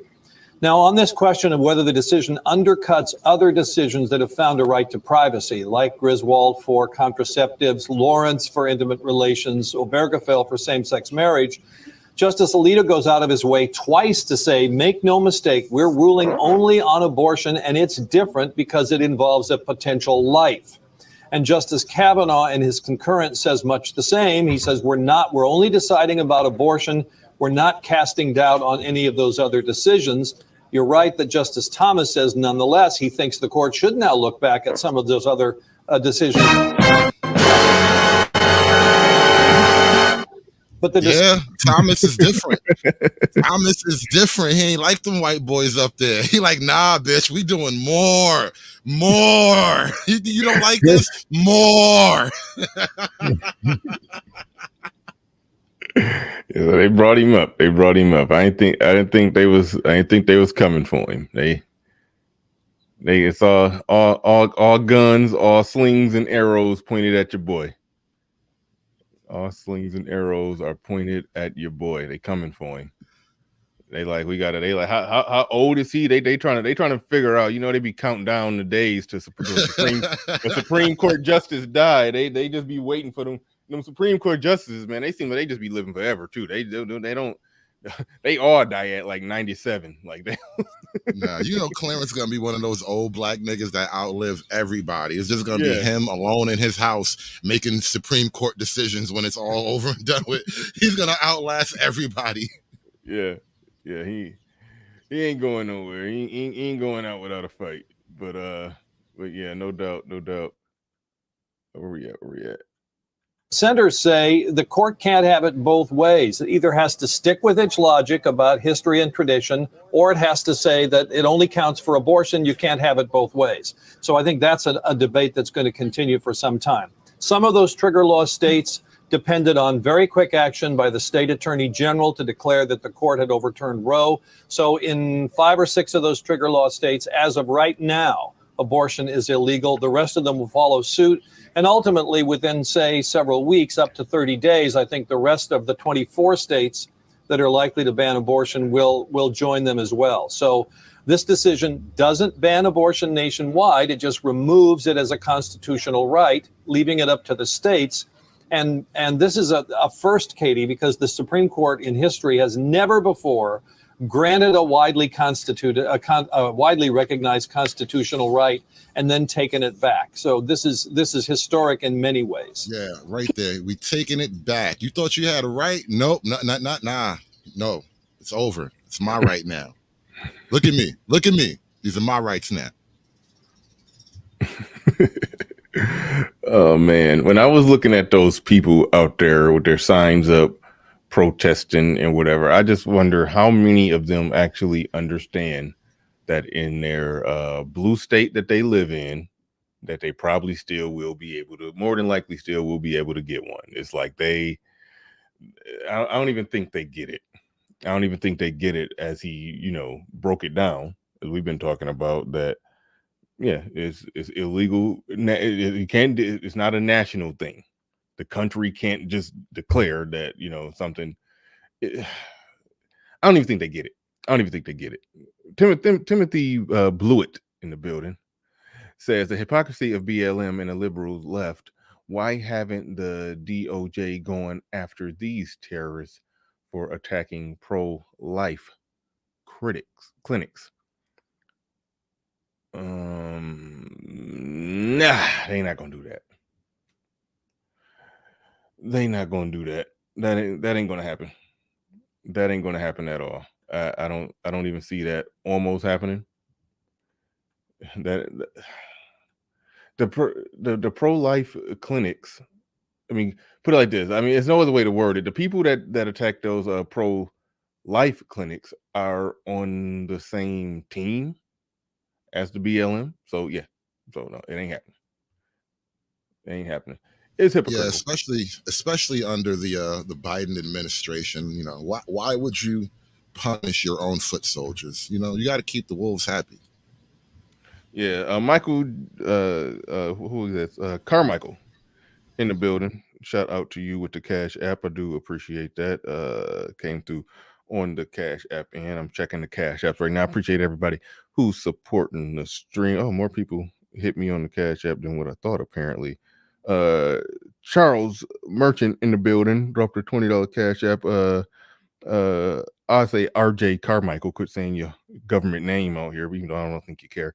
But RJ Carmichael in the building dropped a $10 Cash App on it. And shout out to D-Rock Dan, always dropping something on the Cash App. Appreciate you, brothers. Also, Jackie Jack and Free Zone Lou, they both hit me with $5 Cash Apps. Thank you so much for that. Appreciate everybody for supporting the streams. We've been having a lot of fun over here Saturday mornings. You guys are awesome chat room. Thank you so much. I need that money. I got to get my sound effect game back up. I got the little thing. I don't even know how to work it. But all right. All right. What we got here? You know what? No introduction. I feel some beige. No introduction. I feel some beige rage coming. But anyway, go ahead. Wow, beige rage. I like that beige rage. That's a thing. That is a thing. Yeah. So I'm just convinced we need to burn it all down, because at this point I don't know what else we're supposed to do. Beige rage. I'm advocating for violence. I am advocating for violence because I'm advocating for violence. I am advocating for violence because there are people that are doing a really bad job. But the problem with the job is, even though they're doing such a bad job, they do this job until they die. So we're just supposed to sit back and let these people do a really bad job and have really seriously negative consequences on millions of people. And we're supposed to do what? Sit on the sidelines? They want Clarence dead so bad. Listen, Clarence can't walk the streets for a while, man. No, he can't come out in public. He needs a lot of. He better get like the Fruit of Islam or something to be his security. He needs really large black men around him 24/7. Like, no bullshit. Hey, hold on. That would be the funniest shit on earth if Clarence Thomas was walking around with the Fruit of Islam as a security. All of it with their kufis nice and fresh too. Like, yeah, I dare you. I wish you would. Like, no, that's what we need. We got to start a GoFundMe. We got to get Clarence Thomas some Fruit of Islam security guards. Oh my goodness, that was funny, man. That was funny. That was some funny shit. That's how I used to. Hold on, real quick. That was how I always envisioned. You know, this is back long before Barack. I was like, if we ever have a first black president, he had a Fruit of Islam be in the Secret Service. That's how I always saw it. Oh man, but all right. Shout out to Dre. The MBD said buttermilk madness. Oh man. So we're just supposed to sit back and let these people do a really bad job and have really seriously negative consequences on millions of people. And we're supposed to do what? Sit on the sidelines? Light it on fire. We're lighting it on. So I'm just convinced they're gonna light it on fire, bro. If you don't let them kill babies, they're gonna light it on fire. Sounds like terrorism to me. Yeah. Yeah, these chicks be losing their minds out here. I don't know what's going on with these girls. Y'all need Jesus. I don't know what the hell else we could call that other than some terrorism. Shout out to Joe the Real. She sent a $21 Cash App, man. Appreciate you. Yeah, coming through hard and heavy on the Cash App, man. Appreciate all y'all. Yeah, man. It is wild. It is wild. It is wild out there. But no, I couldn't have predicted that a pro-life clinic would be attacked. That's still bothering me. But yeah, that's still bothering me. But who's she? Because at first, okay, put it like this: if I would have saw Beige Rage talking without seeing without seeing the clips that you just showed, I mean the articles and everything about pro-life clinics being attacked, if I would have heard her, I would have been like, okay, what exactly is she talking about burning down? What exactly is she talking about attacking? That I would have been trying to figure that out, because like who's your target in this? Are you like other than going right after the Supreme Court justices directly, and other than fighting past the Fruit of Islam to get directly to Clarence Thomas, other than doing that, it's like who's your enemy that you're going to attack here? If you're pro, if you're pro-choice, the abortion clinic, if you're pro-life, the abortion clinic is your target. That's obviously wrong for obvious reasons. No. You got if you're pro-life, the abortion clinic is your target, right? And then if you're that makes sense. The pregnancy center is your target. That's the battle line. That man, it's counterintuitive, because I make the mistake of looking at the best representation of people's argument, and the best representation of the pro-choice argument is that we support the woman who chooses to have the baby. We just also support the woman who chooses not to to kill the baby. We support them both. So that's why it's just counterintuitive. It's so counterintuitive to, like, you're literally telling people who are probably pro-choice and chose to have the baby, you're basically saying, no, bitch, kill the baby. Like that's what you're doing when you're saying we need to get violent. We need to attack these pro-life clinics. That's wild. That's just beyond. That's beyond me. That's beyond me. Oh, wow. Okay, I just found something. All right. I was waiting for more of this to come out because I know her show runs Saturday mornings, like right before we start, her show goes on, and so it's kind of hard to get her clips all the time. But Clarence Thomas also, remember, we started this out discussing gun laws for a minute too, and how as a member of the Supreme Court, Clarence Thomas, essentially gave people more access to gun rights rather, in the sense that this policy that New York State has, where you have to prove cause to have a concealed carry permit. They just threw that out. So now it's a lot easier to get a concealed carry permit. Well, technically, New York is going to fight back somehow, some way, but that's the theoretical position, is that it's a lot easier to get a concealed carry permit. So I want to see what these black folk are going to say about the gun legislation. I really wanted you on for this segment because, I follow you and you post a lot of videos with you and guns. I would describe you as a gun enthusiast based on some of your social media. And so I really wanted somebody who was a pro-gun type person to weigh in with your opinion on what happened with the Supreme Court and also what happened with the legislation on Capitol Hill. I think the legislation on Capitol Hill was a step in the right direction. And I think what it showcases is that when people on opposing political sides actually put partisanship to the side and try to work together for the interest of most people, they can actually accomplish something. As Roland stated, clearly those who are on the affirmative, meaning wanting more restrictive rights, will continue. And I think those who... One thing, I think what Biden passed, among other things, I think he passed some kind of red flag laws.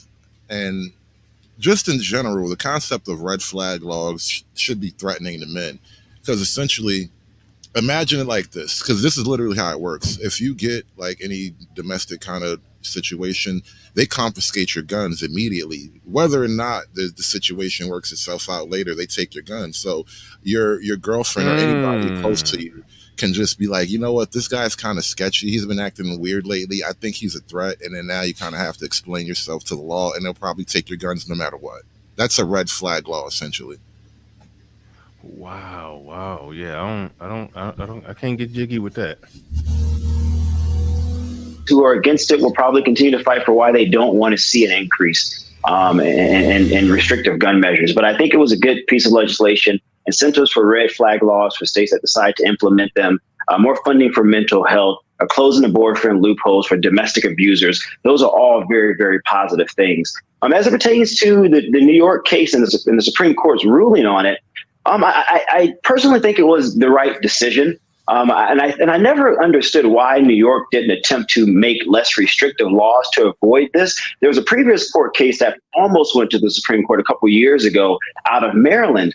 And they were encouraged pretty much to try to change some of the law so that the case didn't go to the court, because they were afraid of what the potential outlook would be if the court decided to rule against the state. So I was a bit surprised that New York didn't. Yeah, go back to that list where they had all the things that was, I guess, in the bill. Okay, and it says closes the boyfriend loophole. I was about to say I was okay with everything on the list other than the red flag laws. But then I read the final one. It said closes the boyfriend loophole. I have no idea what that is. I'm about to try to do some Googling and see, but I have no idea what that is. But anything on that list other than the red flag laws, like do you have a problem with anything else on there?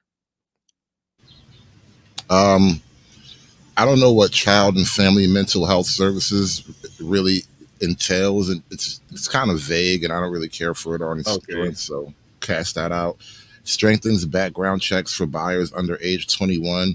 What do you mean by strengthened background checks? It's an either or thing. Like, either you check his background or you didn't. How much do you plan on strengthening it? Like, are you going to go get a mouth swab? Do you want like DNA? What is it you mean by strengthening background checks? Like, that's suspicious. So I'm not sure I care for that. Are you arguing that a background check is a background check? You can't extra check it. You can't over check it. You can't under check it. You either did a background check or you didn't. Is that your argument? Either you completed the task or you didn't. So like, what does a background check consist of, and how do you plan on making it? How do you plan on strengthening that? Like, this is what I'm saying. What do you want? you want toenail clippings? Like, what do you want to prove that I should own a gun? Like, you're asking for you're asking for vague things, and this is why I don't really care for the language. Yeah, I get what you're saying, because it could just be a way to smuggle in a bunch of bullshit. So, but I mean, I never thought that was unreasonable to say, hey, increased background checks. Okay, if that's all it's going to take here, to get everybody to shut up, because I always say nothing gets done when it comes to gun laws. Basically, whenever there's a school shooting, liberals pay lip service to it, and some conservatives will be like, you're not going to take away my guns. And then it's like, okay. And that's what I always said. They're not, your guns aren't going to get taken away, even though I know you probably can make a case that, some people have literally tried, but I was like, your gun's not going to get taken away. And this whole liberal lip service virtue signaling really don't mean shit. So y'all just basically, Republican politicians and Democratic politicians are basically they just kind of, they just to me, they always just put on a public show whenever there's a mass shooting. That's really all I looked at it as. But so if I was like, okay, so to meet in the middle so y'all could shut up, so the Democrats could say, yeah, we got our little legislation passed, and Republicans, can still say, we got our guns. I was like, okay, you want more background checks? Okay, cool. Clarifies who is considered a gun seller. Like, okay, what does that mean? Like, some of this stuff don't really mean nothing. Establishes new criminal offenses for gun trafficking. So that wasn't illegal enough already. So that's basically said that they're talking about the selling of illegal guns, if I understand that right.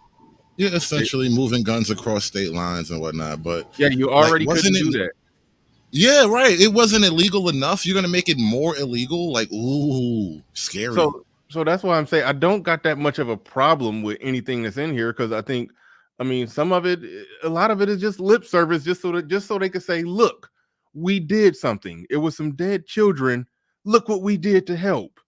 Just so they don't look like they're sitting on their hands.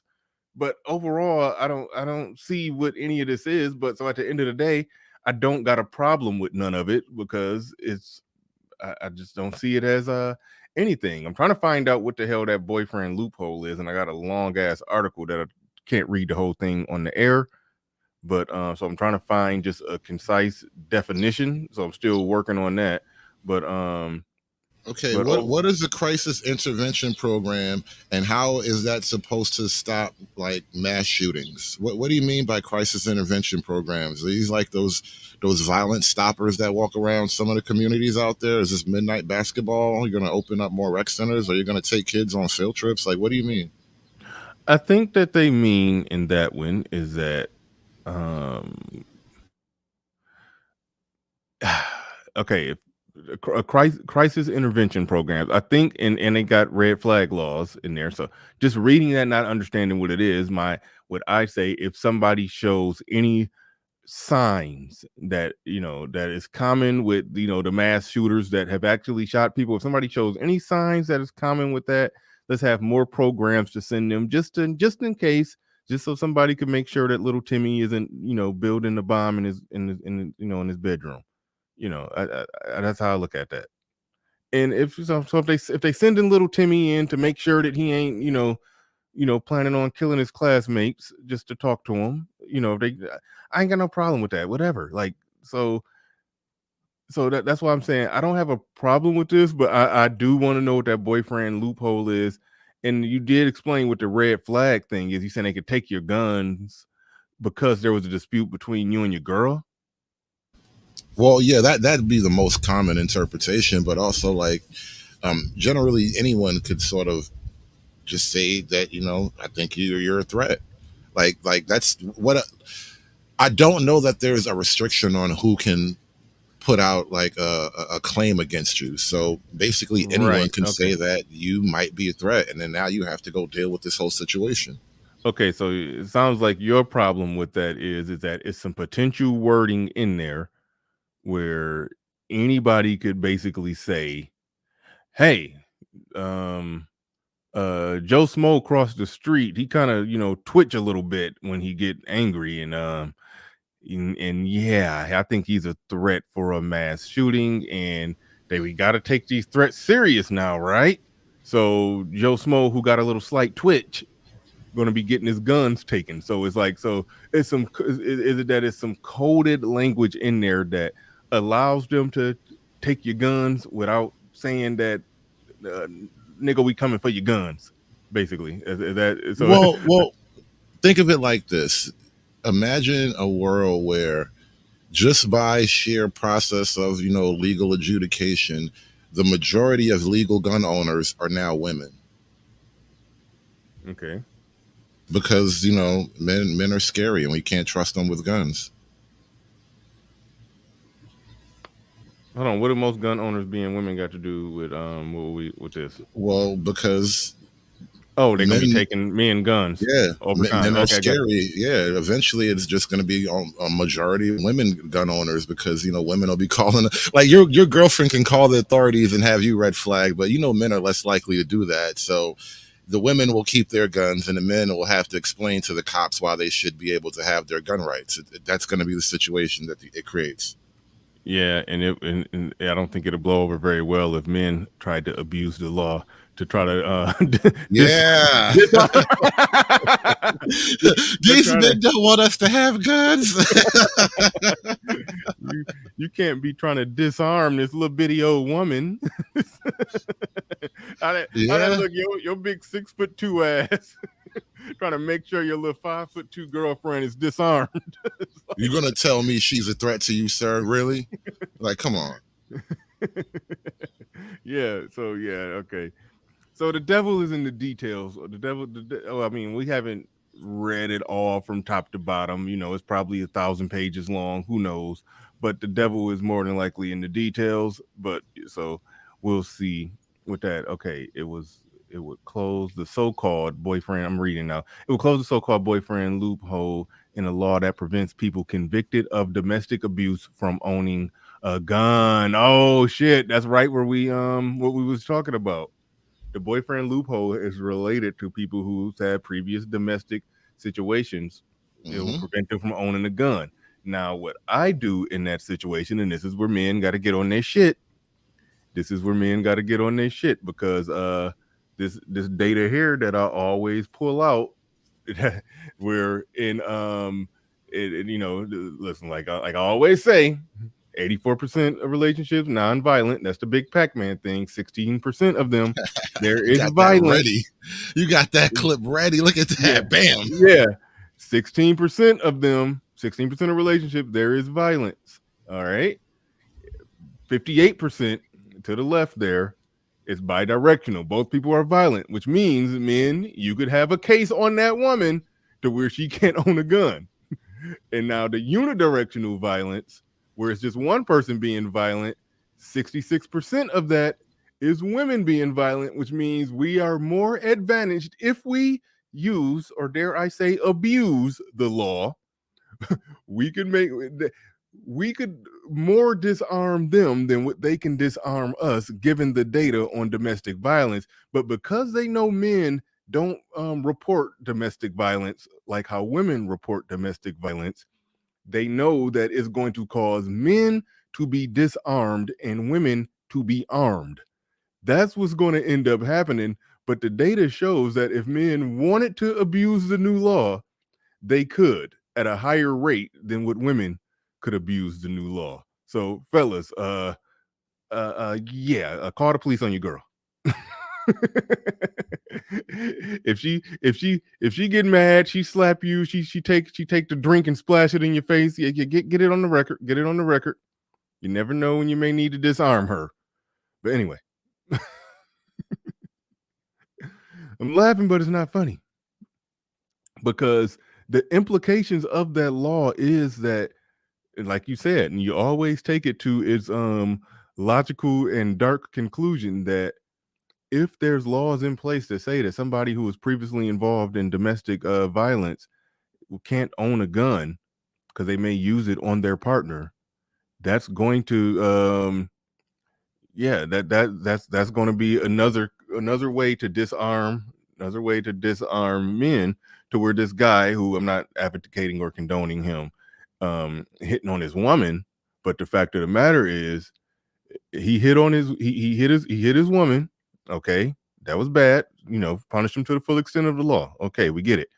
Now this man is still a man who needs to protect his home, don't he?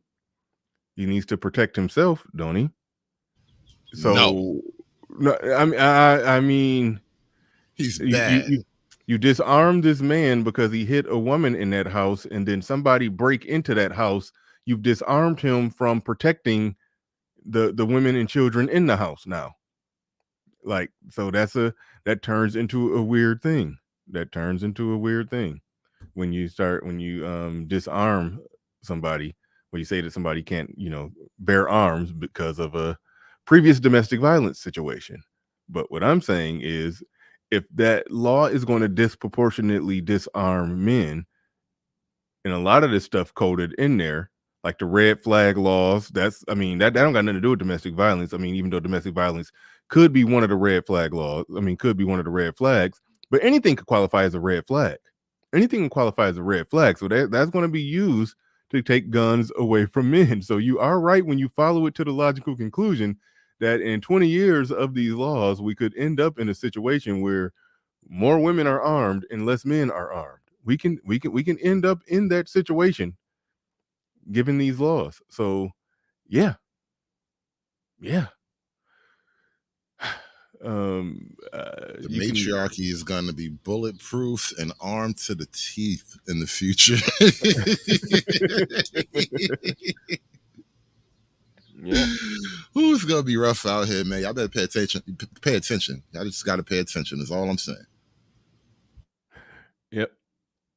All right. Case that almost went to the Supreme Court a couple years ago out of Maryland. And they were encouraged pretty much to try to change some of the law so that the case didn't go to the court because they were afraid of what the potential outlook would be if the court decided to rule against the state. So I was a bit surprised that New York didn't do the same thing. Yeah, this on the clear, Michael. So you support the Supreme Court ruling in New York?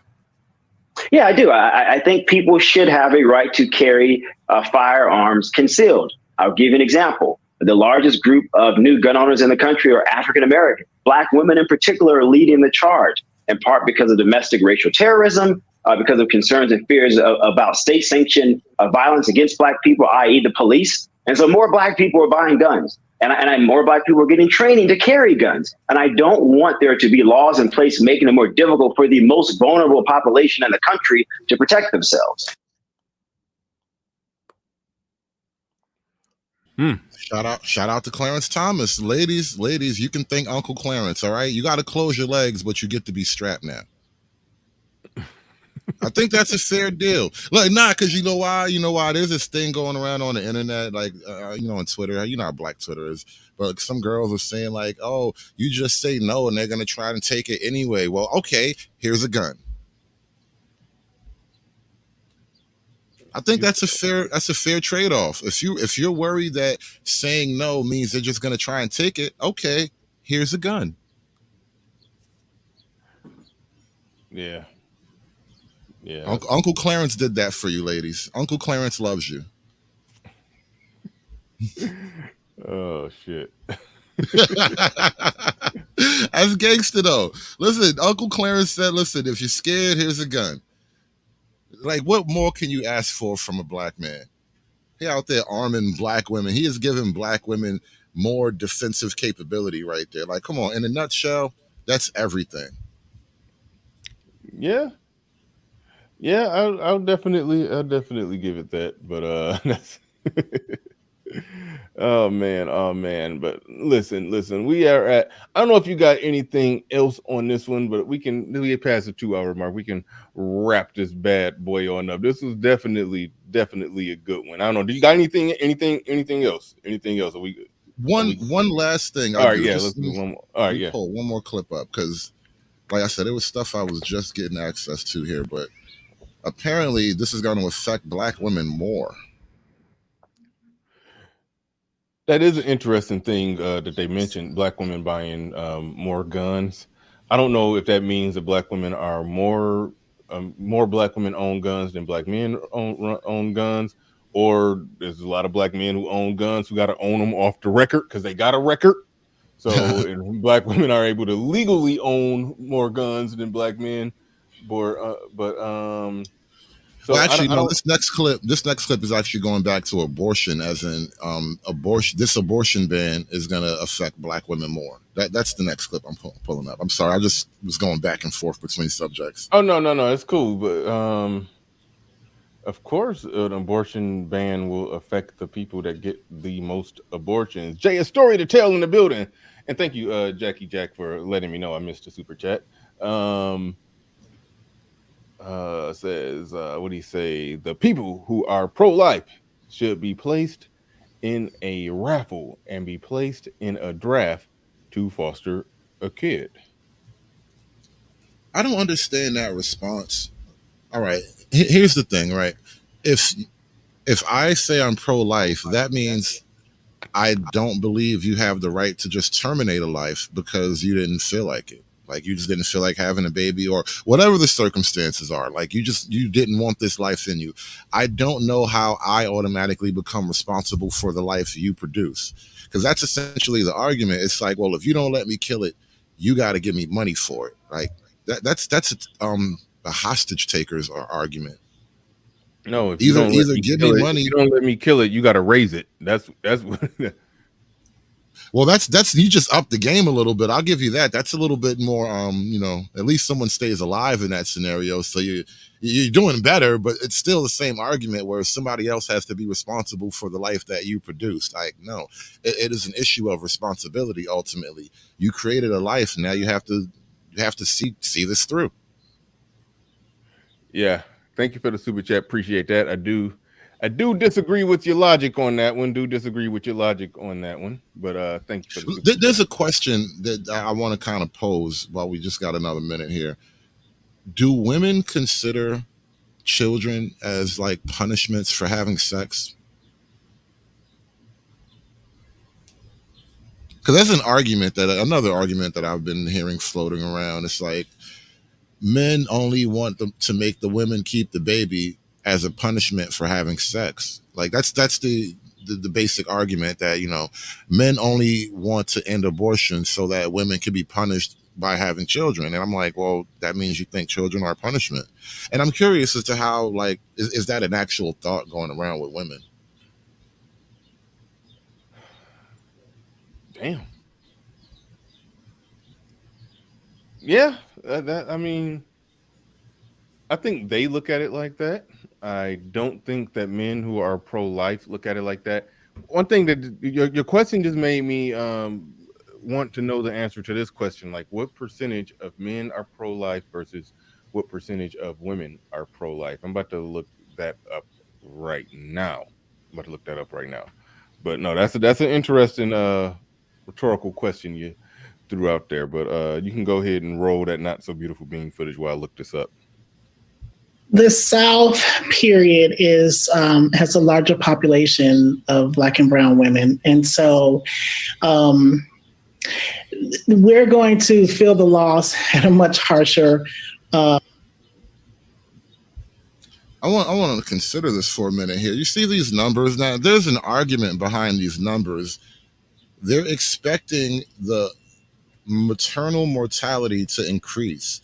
So what the argument is that what they're saying is that Black women will die being mothers. Like just the act of being mothers is expected to kill Black women by another 21%. That's the little argument here. I don't get how I can't even begin to wrap my mind around it, but that's literally what they're saying, that just simply getting pregnant and being moms means they're going to die at a 21% increase. It's weird. Being a mom will kill you if you're a Black woman. Yeah, that's wild. I'm looking at this as legality of abortion by gender, favoring legal abortion, but only under some circumstances. Men are at 53%, women are at 48%. So it's kind of some and other things, it says legality of abortion by gender, favoring abortion being illegal under all circumstances. Men and women are It's both of them at like 20%. Only 20% of men, 20% of women say under all circumstances it should be illegal. So it's kind of some fake news. It's kind of some fake news to try to say that this is something that men are forcing on women, where even under certain circumstances, basically that's coded for the people who are saying, in the case of rape, I'm okay with abortion. Even so even the people that are like that, men are just 5 percentage points ahead of women, 53 to 48. So it's fake news to try to say that this is something that us big bad evil men are trying to force on women. Like, no, this is the genders are pretty close on the whole abortion issue. The genders are pretty close on that, so they can't even blame men. They could, I mean, hell, they will be more suited to fight against women. You see what I'm saying? They would have a better chance at swaying women than what they would sway men.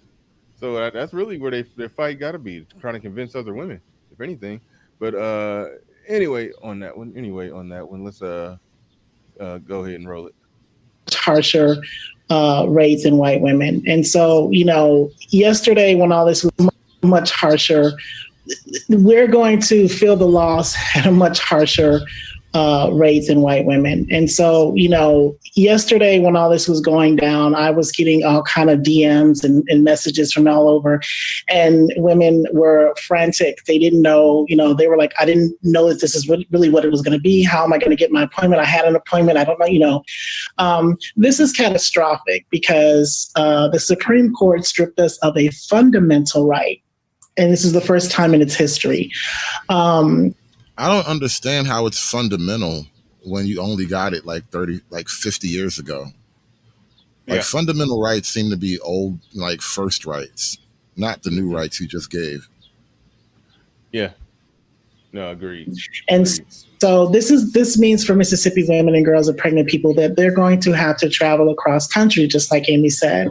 And for us here in Mississippi, the closest clinic is going to be in Illinois.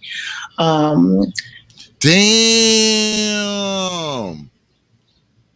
I wonder how long of a drive that is, just from border to border. Well, I've been pretty handy on Google today.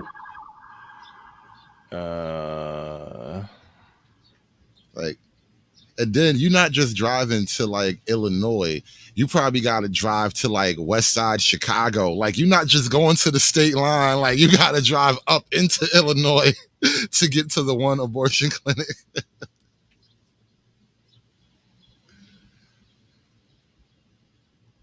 Probably got to pack a lunch.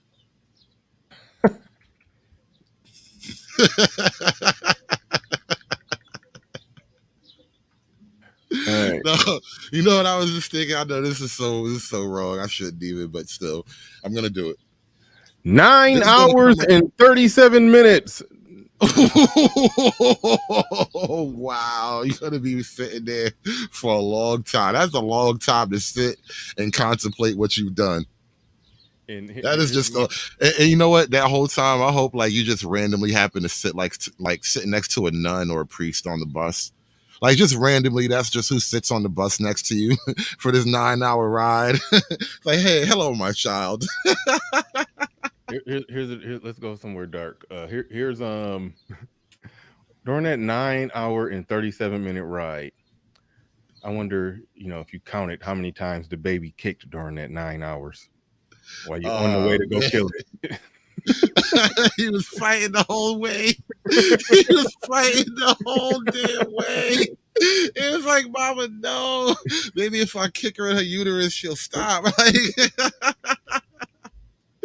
oh fuck. Nah, I was wondering when I first heard that they were gonna ban abortions and it would go back to the state. I kind of was thinking like, well, see, this 9-hour drive is actually a perfect example. There's a business opportunity here. Again, see, this is why I love a place like the Black Manosphere, because we are an aspirational place. I'm going to show y'all how to get money out of this, right?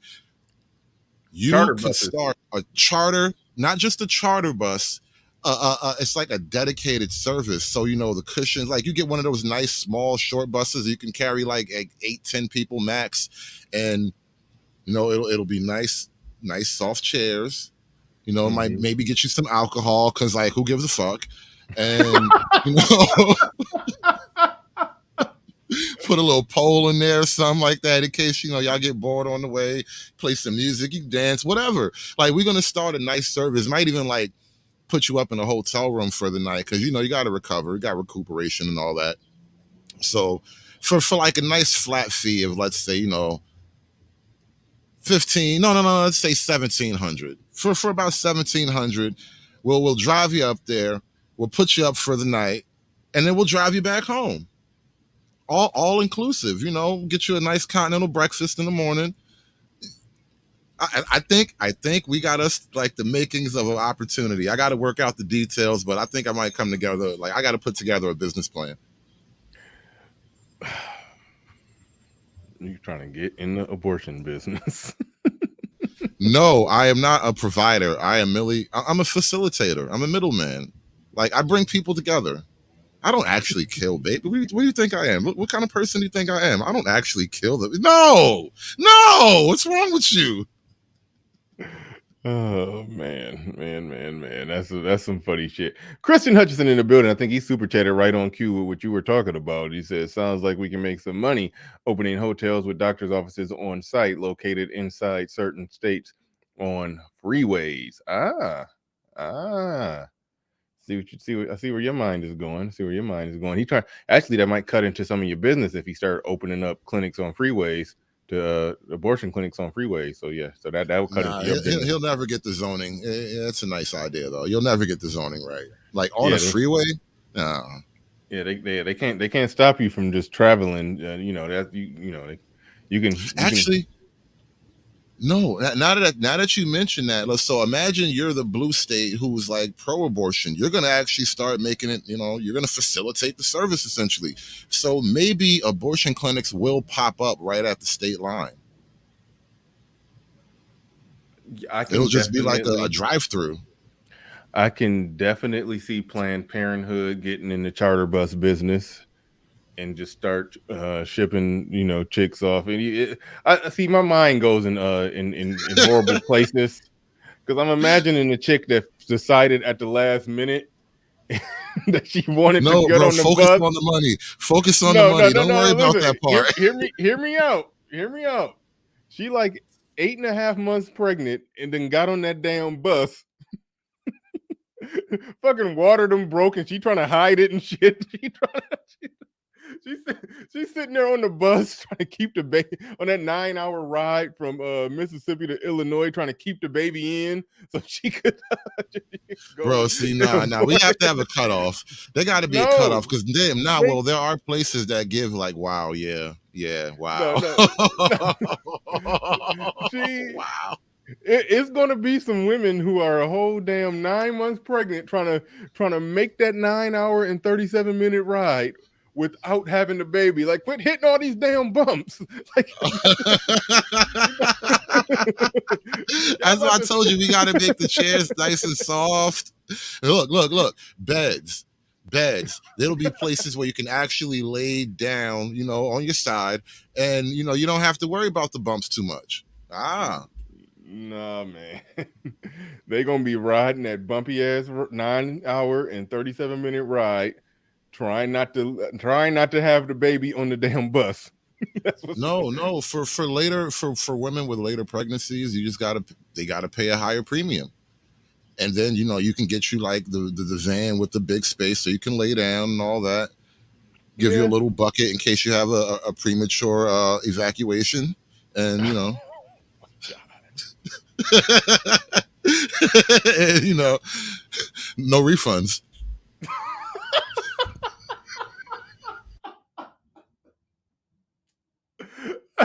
He said no refunds. It's very important you put that in the paperwork. You fuck up and have a baby on the damn bus and try to get a refund. Oh man, that's messed up. Future Perfect says they go to DR for the BBL and Las Vegas for the abortion. goodness. Oh my goodness. Oh yeah, man. Vegas is like hooker capital of the country. So like, yeah, I could totally see them setting up a whole industry for that. It would actually be like a self-sustaining industry just because of, you know, the nature of the business.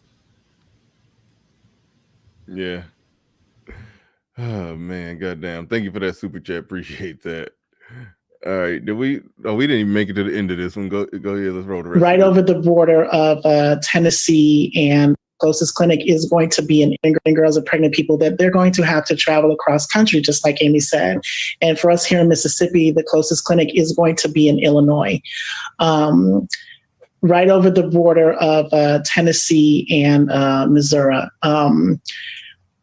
And, you know, that's a lot because you're talking about the majority of the South, not just Mississippi. We're talking about people from Louisiana, from Alabama, Tennessee, and Mississippi. Basically, you know, seeking refuge in Illinois for abortion health care.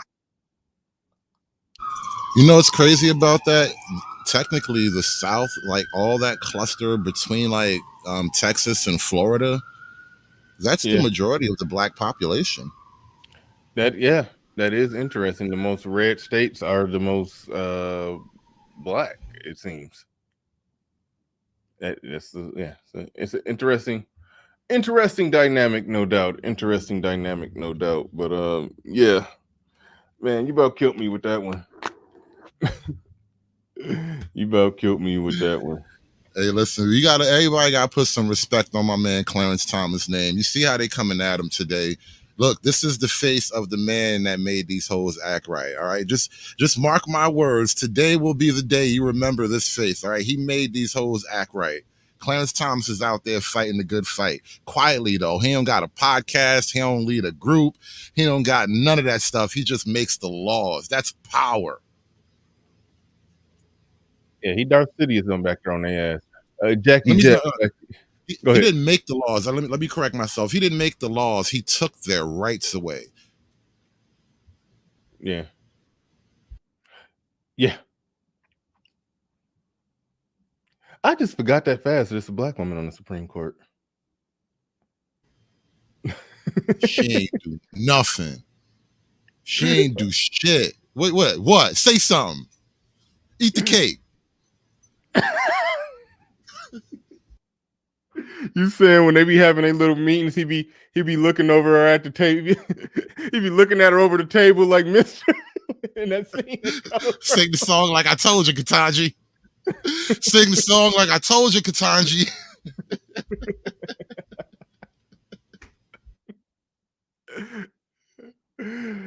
Oh shit. Jackie Jack in the building says abortion vacations will be the new scam. Abortion vacation will be the new scam. Get the guy to pay for the room and